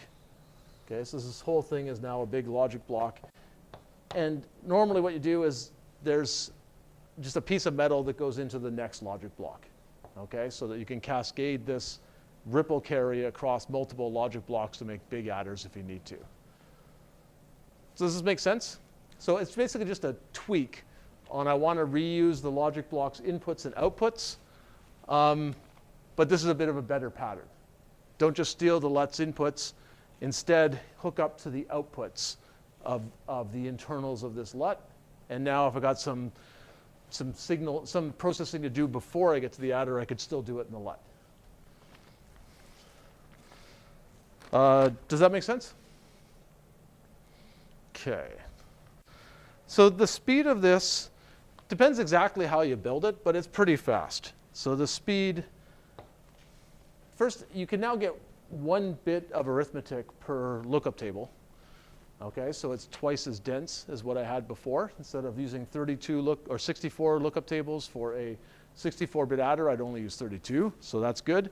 And I can get about, it depends on the chip, but from anywhere from 10 picoseconds to 50 picoseconds per bit.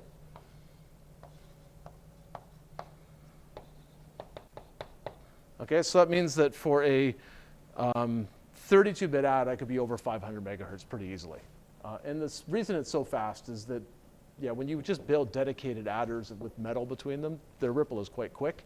If it's not fast enough, and sometimes it isn't, then the FPGA manufacturer will build, basically for a few bits, they'll build a small carry look-ahead adder, and then they'll basically have those little carry look-ahead adders have their carry outs ripple to the next one. So it's still pretty small, but it gets even faster. So you can pretty much make this fast enough that everybody's happy. Okay, does that all make sense? Yeah, and it's kind of a good example of how do you fit special functions in. This is one that makes much more sense to stick inside the logic block rather than sticking different hardened blocks in your architecture.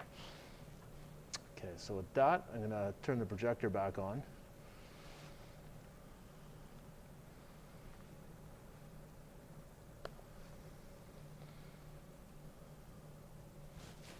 Let's see, turn this down.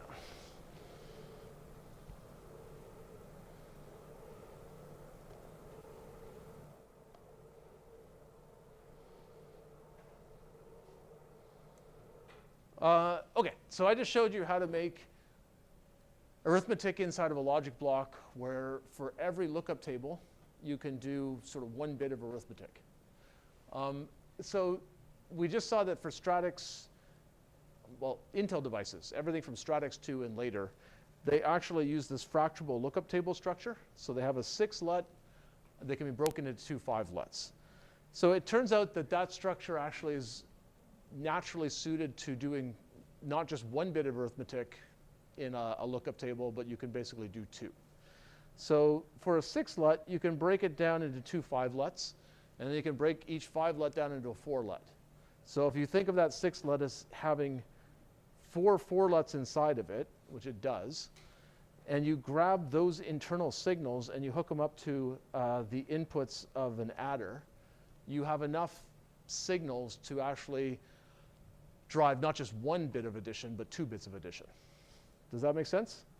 So I can put 2 adders in here for each one of these fractional 6-LUTs or ALMs. And I can produce 2 bits of sum, and internally it's creating 2 bits of carry. Okay? Does that make sense? Okay, so we're reusing these LUTs. We don't want to add, these routing ports are expensive. Okay, so the fractional 6-LUT in Intel devices has 8 inputs, and we don't want to add any more than that. So that's going to be a limiting factor on exactly what we can stick in these lookup tables. But it's fine. The first thing you want to make sure works is you want to make sure that just basic addition works. Now, basic addition, where you add A and B, I just need 4 values, right? 2 bits of A, 2 bits of B, so it works fine. Doesn't even use all 8 of these. And there will be some other functions that I could do where I can make some use of the LUTs. For the most basic one, my 4 LUTs are just copying inputs to outputs. So not doing anything very useful, but they enable that basic function. I'll just do an aside here. It turns out that this is actually a good idea. So there's a study in this paper that compares what if you do 1 bit of arithmetic like this versus, or 2 bits of arithmetic like this, or you could just do 1 bit of arithmetic, and it turns out doing 2 bits like this is better. And not all FPGAs do that. So Xilinx actually does 1 bit of arithmetic per fractional 6-LUT, and it looks like doing 2 is actually a better choice. Addition is pretty common, so doing it with essentially twice the density is useful. So possibly Xilinx will change that. they've asked some questions about this paper, so it's quite possible they'll change that at some future architecture. And if they do, Kevin can take credit for it, whether it's true or not. So they definitely were interested in this. Okay, so let's see if you understand how this all works. So in an adder, I just want to add two numbers, okay, A and B. So I need to add the 0 bits, I need to add the 1 bits, and so on. So I kind of already told you this works. We want to see, does this work in this structure? And it does. Okay, so I basically am just going to, this for-let is just going to take the B0 input and copy it out. And this for-let's going to take the A0 input and copy it out, and so on. So I need to check, I basically need to check that I don't exceed the number of inputs that I have to my adaptive logic element or fractional 6-lets. And in this case, I haven't, right? I've used 4 inputs, and there are actually 8 that exist, so it works fine, and I can add these 2 numbers, okay? And the functions that I need is, for each, basically this top let would be, the function is just A, and the bottom let, the function is B. So they're just basically copying one of their inputs to their outputs. So it's a very simple one-input function that you program into it. Does that make sense? Okay, so it all works. Okay, so let's see if we can do anything useful with these lets, though, because so far you're like, well, that's not super useful. I could have gotten the same thing if I just hooked 4 of my inputs up to my adders, right? That would have worked fine, too. Okay, an adder subtractor, you basically have a control signal, and we're going to call it negative add sub. So basically, if this control signal is 0, we're doing an add. If this control signal is 1, we're doing a subtract. And the logic to do a subtract, if you remember, is just complement one of your inputs, and then you also have to add 1 at the end. Okay, so we're going to forget about the adding 1. That's just done by changing your carry in. But we need to do this complement. We need to complement one of our inputs. So let's say I'm going to complement B, because if I want to add A and B, then I just add them. If I want to subtract, I go A plus not B, and then I have to add 1, which I just do in one spot. Okay, so we'll ignore this part. But this is A minus B. Okay, so if I can do this function, I can do A minus B. If I can do this function, I can do A plus B. And if I want to be able to have one hardware unit that cycle by cycle could do either, then I can use this control signal, negative add sub, to control that. Set it to 1 if I want a subtraction. And basically, this signal exclusive OR with B is going to complement B if I set it to 1. And it'll do that for the next bit as well. And if I set it to 0, it's just not going to change B. Okay, so hopefully you can see logically, if I implement this equation for every single bit of an adder, I actually get an adder subtractor. So it can do double duty. Does that make sense? Okay, can I do this in this structure? This is my basic structure. Will I be able to do this? Okay, so I see some people nodding. So how do I do it? What do I program in? Yeah. Yeah. Just change this one. Basically, I should also bring in this add in sub, basically. Is that right? Yeah.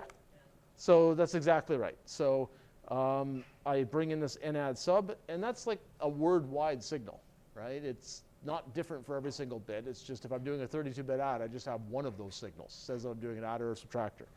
So it works fine, and in fact, I only needed 5 inputs. Okay.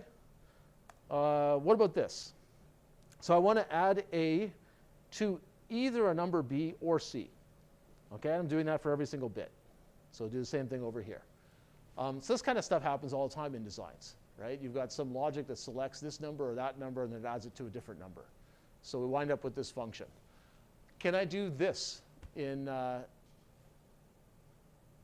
2 bits of this in one of those ALMs? So what do you think? Okay, so you basically have to count how many inputs we have and see how many lets you have and see if it all works out. So I got to think about this, think about whether it works or not.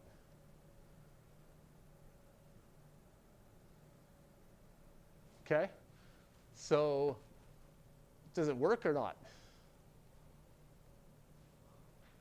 Nobody's quite sure. Okay, so you have to count how many inputs you need.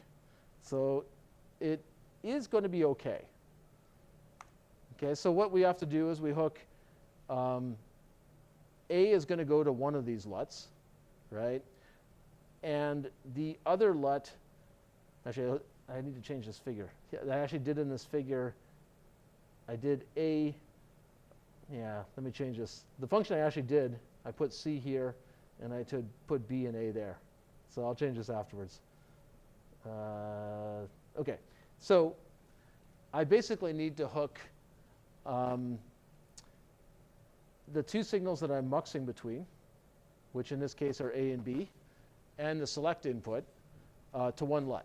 Okay, so that LUT's either going to output A or B, and I do that for every single, bit position. And then the other one, C, I'm always adding. So I just hook it into the other LUT. If I count up how many inputs I have here, I have 7, because the select input is, again, word wide, right? I'm selecting a 32-bit A or a 32-bit C. Does that make sense?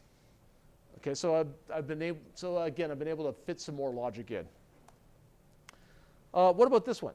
Could I select A or B and then add it to C or D? Okay, so I see some people shaking their heads. And yeah, that one won't work. It's too many inputs. I'd need 9 inputs to do that. Okay, so it won't work.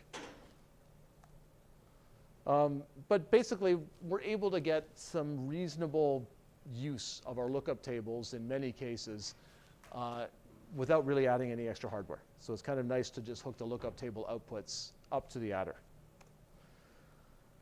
The other thing they have to check is whether we run out of inputs on the logic block.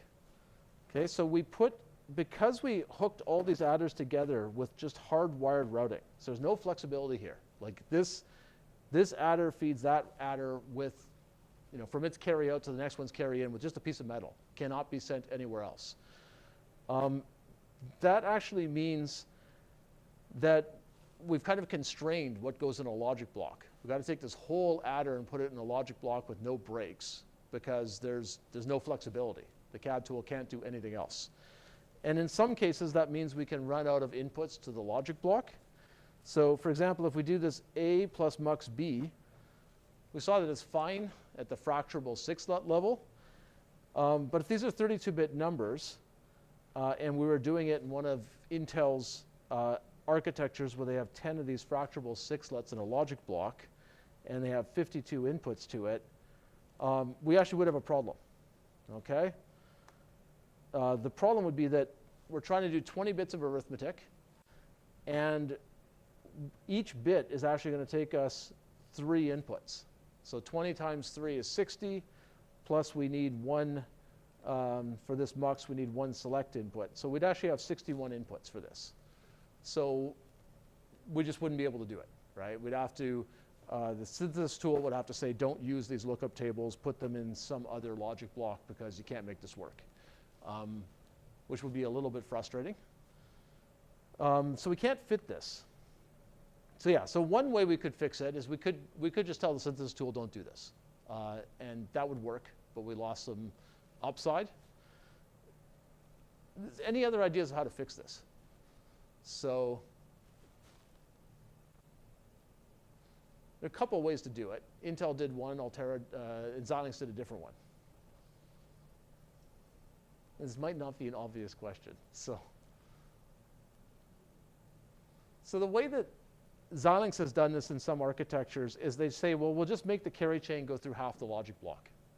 Okay, so if instead of having 20 bits of arithmetic, we just had 10, and the other 10 lookup tables, well, the other half of the logic block didn't have any carry circuitry, then we wouldn't run out of inputs. And hopefully the synthesis tool, when this happens, can figure out something else to do with the LUTs. So Xilinx has done that in some of their architectures. What Intel did is a bit different. They basically added just a single 2-to-1 mux between logic blocks. So basically, all these signals are hardwired.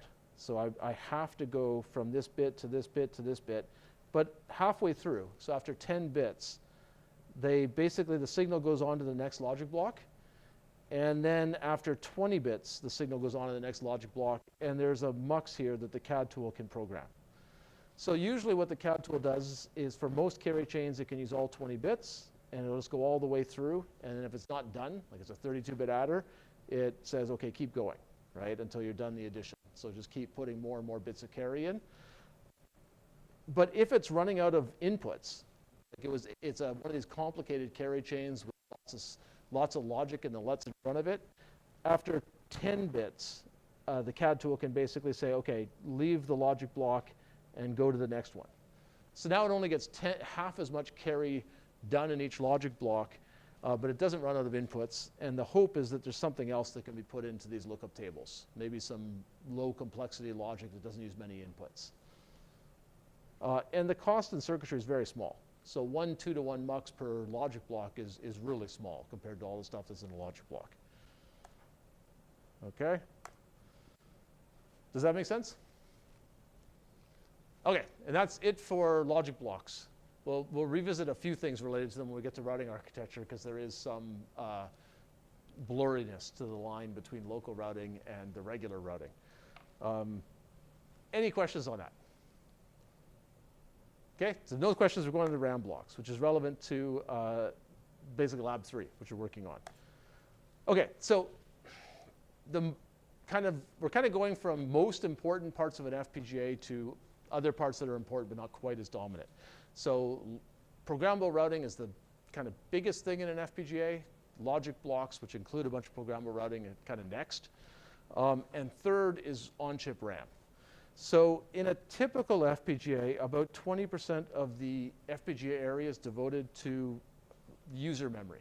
So not the memory that, there's also memory that controls the routing muxes and so on, all that SRAM. That's not user memory. The CAD tool uses that, but you never see it. This is memory that you actually create in your design.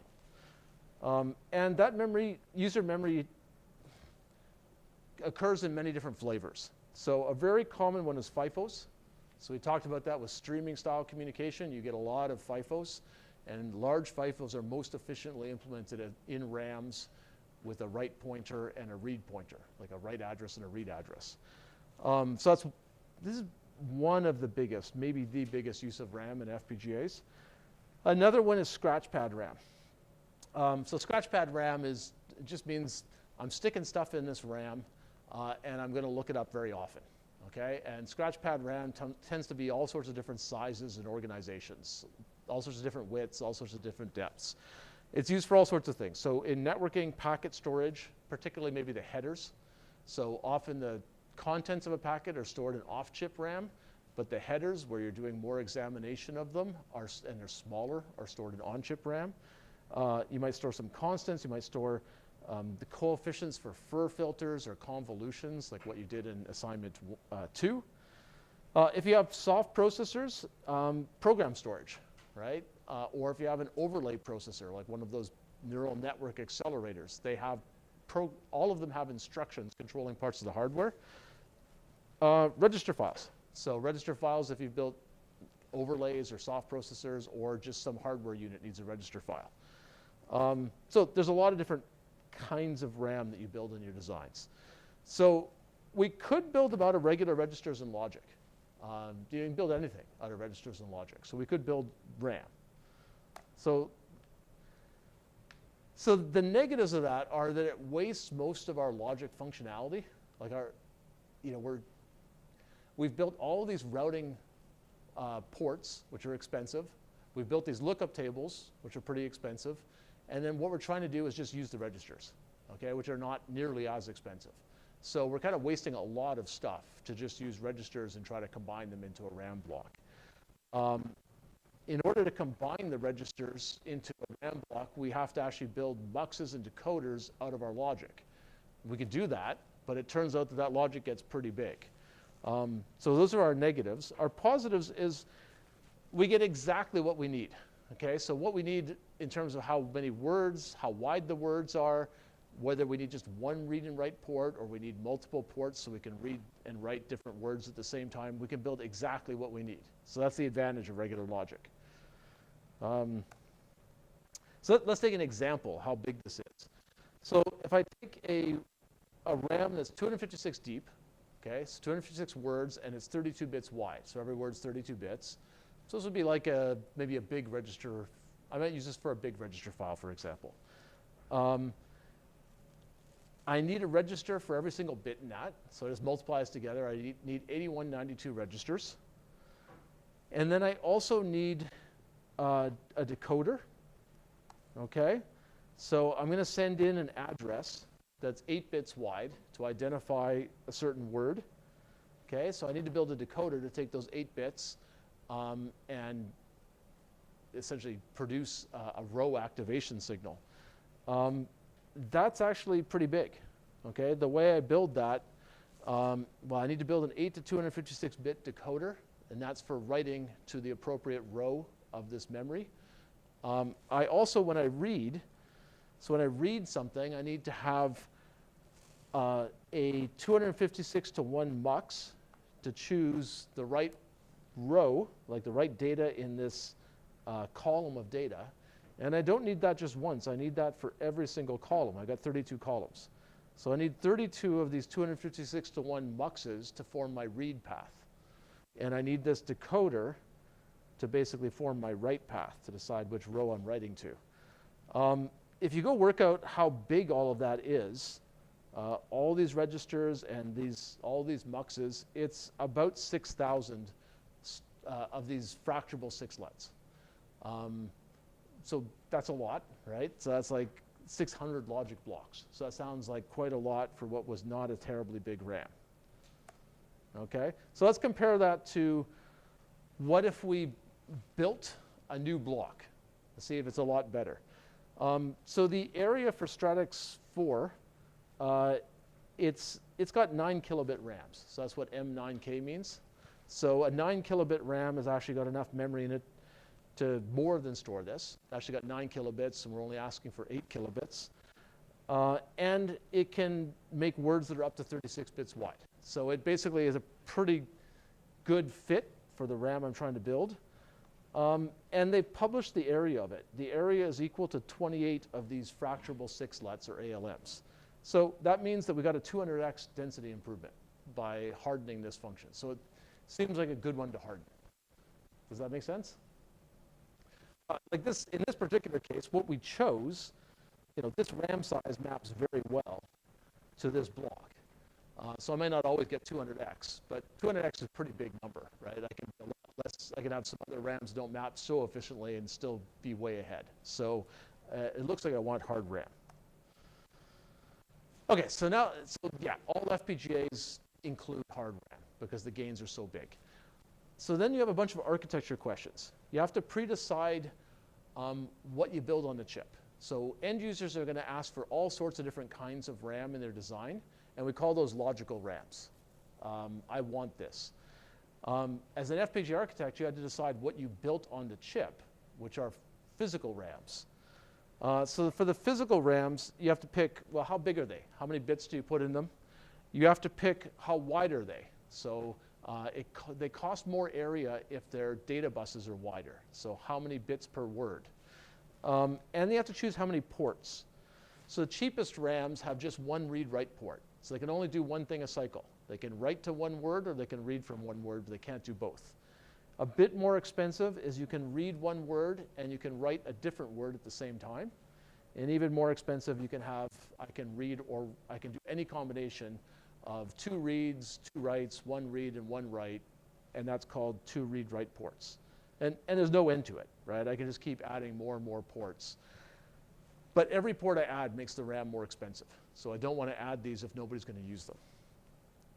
Another architecture question, so this is basically what do we build on the chip for special RAM blocks?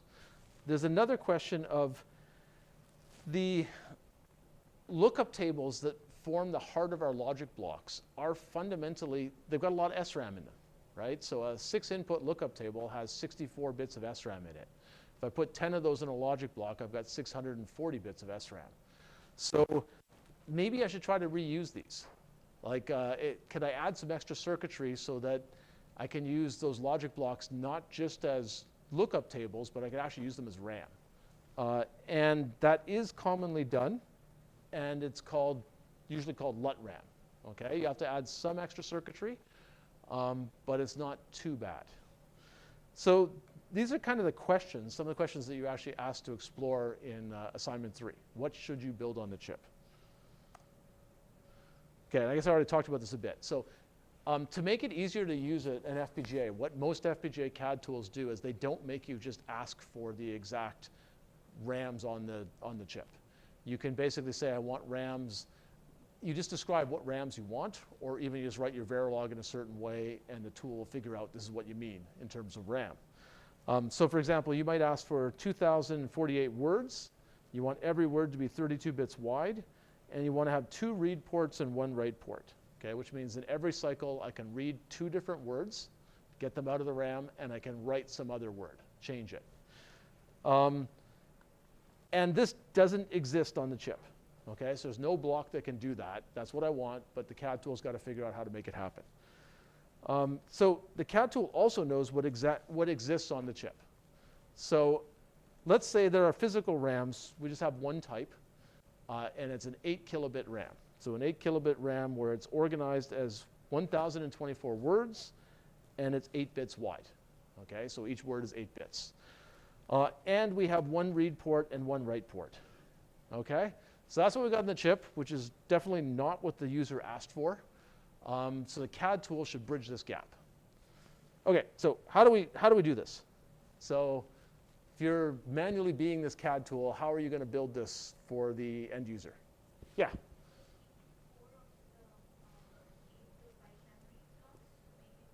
Okay, so you're saying do 4 of these kind of in parallel, kind of stack them all beside each other, okay? And that's going to give me a 32-bit wide word, okay?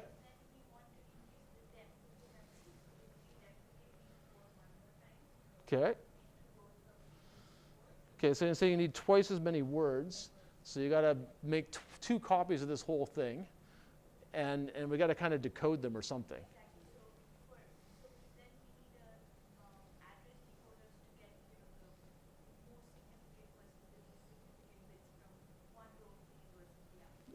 Okay, so I was going to repeat what you just said there. So yeah, so make 2 copies of these and an address decoder to decide, do I want the top piece or the bottom piece, okay? And I'm going to ask you more questions in a minute, but I'm going to show some diagrams of what you've done so far. Okay, so I want this, 32 bits wide, 2,048 words, and I want to have 2 read addresses and 1 write address every cycle. So that's what I want. Doesn't exist on the chip. Whoops. So this is what I have. I have an 8-bit wide word. I only have 1024 words in one of my RAMs, and it can handle 1 read and 1 write, but it can't handle 2 reads in a cycle. So I got a mismatch. And you've already walked me through a bunch of how I address that. So let's look at that. So the first thing you said was we need to make a 32-bit wide word. And that is maybe the easiest thing for us to make, right? So you're going to say, okay, take 4 of these RAM blocks and just kind of put them beside each other, right? I mean, they're physically on the chip wherever they are, but basically the CAD tool is going to say, hook up the read address and the write address to all of them, and each of them is just going to give me 8 bits of my read data bus and 8 bits of my write data bus. And together, these 4 RAMs are going to give you my 32-bit word, okay? And I didn't need to add any extra logic, right? I just needed to wire things up properly, which the programmable running can do. Does that make sense? Okay, so now I've got the right word width. So I got this, but I've got 1024 words, but I don't have all 2048. So that's why this is kind of gray. I built this part with these. Okay, so then you talked about the next thing. You said, okay, well, we need to do this twice, because right now we've just gotten half the words. We need to get the other half of the words. Okay, so, and what you said is, we'll do the whole thing again. Okay, so here are your, let's see if I can move this.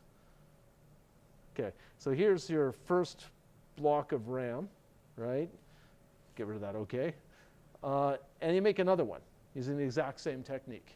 So, and now you've got 1024 words that are 32 bits wide up here, and you get another 1024 words that are 32 bits wide down here. But you need to combine this into something that makes sense as an overall RAM. So what I've done here is I've hooked up my read address to both of them. I've hooked up my write address to both of them. And my write data goes to both.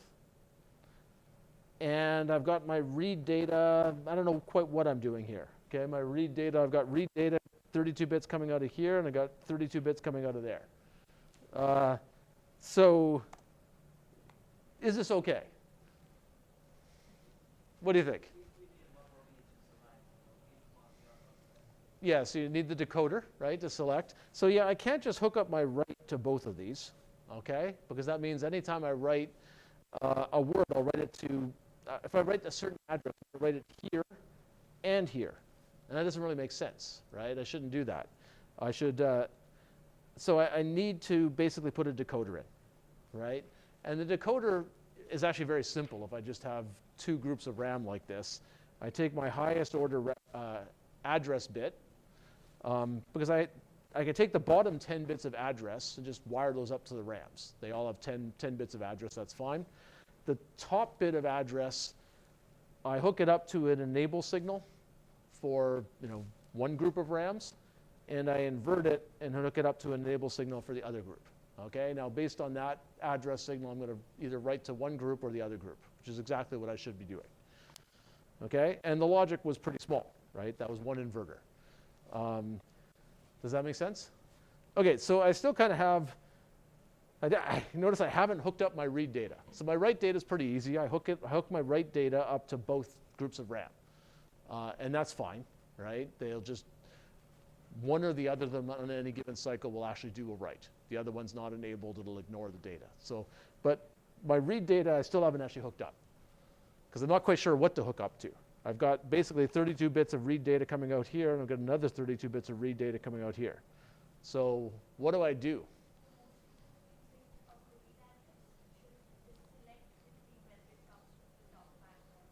Right, okay, so I should take the top, I've only used 10 bits of my read address. They're actually 11 bits, so it's probably a hint. What did I do at the 11th bit? I just ignored it. It's unlikely that that's okay. So you're saying basically take that top bit of the read address, and essentially we use it to select. So we use a mux. Okay, so we're going to build a 2-to-1 mux. We're not building one 2-to-1 mux. We need a 2-to-1 mux for every bit of data, right? So we need 32 of them. They all have the same select signal, right? So the select signal is just the top bit of the read address, which I guess I didn't list here. Does it make sense? Okay, so we've now built our bigger RAM. This also shows us it was really cheap to make wider words. To make wider words, we just hook stuff together. To make deeper RAMs is a bit more expensive. We actually have to add decoders and we have to add muxing. So it costs us something. Okay.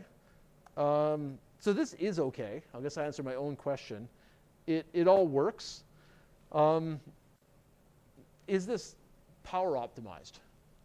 Is this the lowest power solution? So you can make this lower power with small tweaks. RAMs are, so I told you that in CMOS, you basically take energy when you're toggling. Okay, so if you change a signal, you're toggling. The way a RAM works internally is that basically all of its internal signals, I guess it's not really toggling inside of a RAM. Inside of a RAM, it doesn't really matter if the state changes or not. All that matters is if you do a read, that costs you energy. If you do a write, that costs you energy. And it's because all the internal circuitry is kind of pre-charged and evaluated. So it doesn't really matter what you write or what you read. All that matters is, did you do a write? Did you do a read? Okay? Every time you do that, it costs energy. So what we're doing right now is we're only writing to one or the other of these RAMs, okay? Which is good from a power perspective.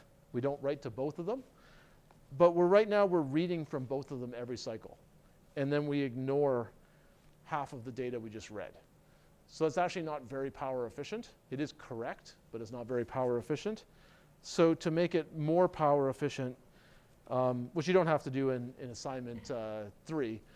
You basically, these RAMs normally also have a read enable, okay?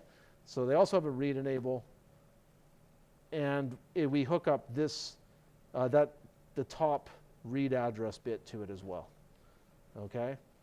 So we do a similar, and you do that just for power, okay? It doesn't make any difference for functionality, but we'd prefer not to read both groups of RAM and then just only pay attention to one of them. So usually we also hook up the top address bits to a read enable. Does that make sense? And there are actually a few other things that can be done as well, but I don't want to get into those. Okay, so actually I shouldn't have showed you that. Let's see how fast people can read. Okay, this has got me most of the way there, but basically I have one read port, I have one write port. They actually have the right number of words, they have the right word width, but I asked for 2 read ports. So I have a second read address here that I'm not doing anything with. So what do I have to do to make that work? What do you think? Yeah.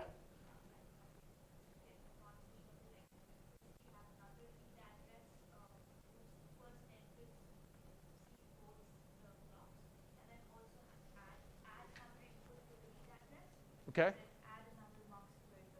Okay, so you're saying add, I don't know if I fully caught all that, but you're saying add another input to the read address, add another mux. Do you just need to add muxing? So this one is actually painful, okay? So adding extra ports beyond what the kind of physical RAM support is painful. So any other ideas? And if you're going, man, this is so inefficient, I can't believe it, it's that bad. So what do you think? If I want another read port, what should I do? You duplicate the whole thing, okay? So it's really expensive. So to make this other read port, so this green read address 2, I actually take that whole thing I just had and I copy it all. I hook up the write signals the exact same way to both of them. So basically I'm always writing to both. I just have 2 copies of my data. And now I can hook up my second read port basically to the second copy. So I made a whole other copy, and the only purpose was that I could hook up another read port to it. And this is really done. This is the dominant technique. Well, there are some other tricks you can do. So there are actually a whole bunch of papers on how can you do this a bit more efficiently, but this is kind of the fundamental technique to get more read ports. Yeah? If I clock my RAM faster, twice the rate of the read and write circuitry, Yeah. and then I basically do 2 reads per cycle. Yeah, and that is also done. Okay, so it's a good point. So RAMs are often, they're hard blocks, they're pretty fast. If your circuit doesn't need to run that fast, you can double pump it. So it's time-domain multiplexing. You basically say, I'm going to do the read twice as fast, twice the clock frequency, add a little bit of multiplexing circuitry outside to essentially separate the 2 streams of data into 2 ports. And yeah, that works. So that is a good solution if your RAMs run fast enough. If they don't, then you basically wind up duplicating the whole thing. And as I said, there are actually a whole bunch of papers, if you're interested in this, that go through, essentially there are a whole bunch of combinations and tricks you can do that make it a bit better. But it is painful if you can't either divide up time or you duplicate at some level. And if you want multiple write ports, it's even worse. Okay, so this is multiple read ports. I'm not going to show you multiple write ports because that's where there are a bunch of papers on how to do that because it gets very painful very fast. Yeah?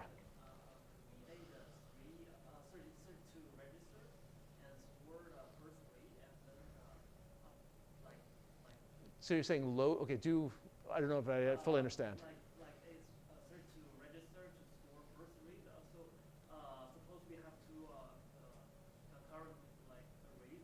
Oh, you're saying like they're consecutive addresses? Is that what you mean? Or so if they're concurrent in time and you can do them really fast, then that's the time-domain multiplexing technique. And it basically is read one out to a register, read the other, then you can make both available to the rest of the circuit. So if you can do it fast enough, that is the time-domain multiplexing solution. Is that what you're saying? Yeah, so that is done sometimes. Okay, so I guess observations on this. So you can combine RAMs to make wider, physical RAMs to make wider logical RAMs with no extra logic. So that's good. You can combine RAMs to make deeper RAMs with some extra logic. You need some muxing on the read path. You need some decoders on the write path. Adding more ports is really expensive, okay? So we saw that to do 2 reads and 1 write in our logical RAM, but our physical RAMs were 1 read and 1 write. It was really expensive. We had to duplicate the whole thing. And the alternative you guys already got, right? The alternative is if you can also divide up time if it's fast enough and time to multiplex it. Okay, so see if I think I'm going to go in this for a couple minutes anyway, because it'll help you with. Basically, what I just showed you is the key of much of the heart of assignment 3. You are writing a RAM mapper. So maybe what I should do is go back here. So you're going to write the RAM mapper, and then that's kind of the bulk, actually, of the challenge. Then you'll use it to investigate some architecture questions. So we're going to go through, like, what are some of the trade-offs of choosing physical RAMs, and you'll explore those with your RAM mapper. And that's what I just said here. My advice on this is you are writing, okay, this is a form of bin packing. So logical RAMs to physical RAM mapping is a form of bin packing with kind of some extra constraints and legality. Bin packing itself, like just saying take a whole bunch of objects and stick them into a whole bunch of backpacks with finite capacity, is already computationally hard, meaning it has no perfect solutions in a finite time. There are a lot of very reasonable heuristics, but perfect solutions in reasonable time, at least for large problems, don't exist. So it's fine to do, don't think I must prove this is perfect. I did not prove my solution is perfect either. I know it's not perfect because students beat it. So you're just going to come up with heuristics that seem reasonable. Get something working first, okay? So don't try to be too fancy to start with. Try to get something legal to get some reasonable answer. We have a legality checker, so pass the legality checker. And then you can just iterate, right? So you can improve, and I'll probably post a few guidelines on Piazza of like, okay, this is a pretty good result. This is a pretty not great result. And then part of your mark will depend on how good it is. We don't care about CPU time. So as long as the CPU time is like non-infinite, like you can complete the assignment by the due date, we don't care. Okay, so don't spend a lot of time trying to micro-optimize that. Let's see, I guess other hints on like what you're trying to do. You've got different size logical RAMs. Like somebody might be asking for a big RAM or they might be asking for a little RAM. So some of the chip you're targeting has little physical RAMs and big physical RAMs. So part of your bin packing is trying to choose something that seems kind of appropriate. But that's not all of it. You also can just run out of a certain kind of resource on the chip. If I used up all the big RAMs, then I got all these little RAMs, physical RAMs left on my chip. Maybe I should try to use some of them. So you've also got the kind of a balancing goal that is mixed in. Okay, so the best solutions kind of keep track of both those. This logical RAM is big, seems suitable for big physical RAMs, but also I'm keeping track of am I running out of those, because if I am, maybe I'll try moving it to little RAMs anyway, just because I got some of those free. Let's see, and then as I said, after that, you're going to do basically a simpler part of the assignment. You use this tool to explore some different options in physical RAM architecture, and I'll give a prize for the best solutions, which is basically the lowest area to this part, where you're targeting a Stratix 4-like architecture. What's your total area? And we have the results from assignment 2, but I didn't manage to put them all on the slides yet, so I'll give people rewards. The winners will be announced next week, and I'll give you Amazon cards for that. Okay, so that's it for today. If you've got any questions about assignment 3,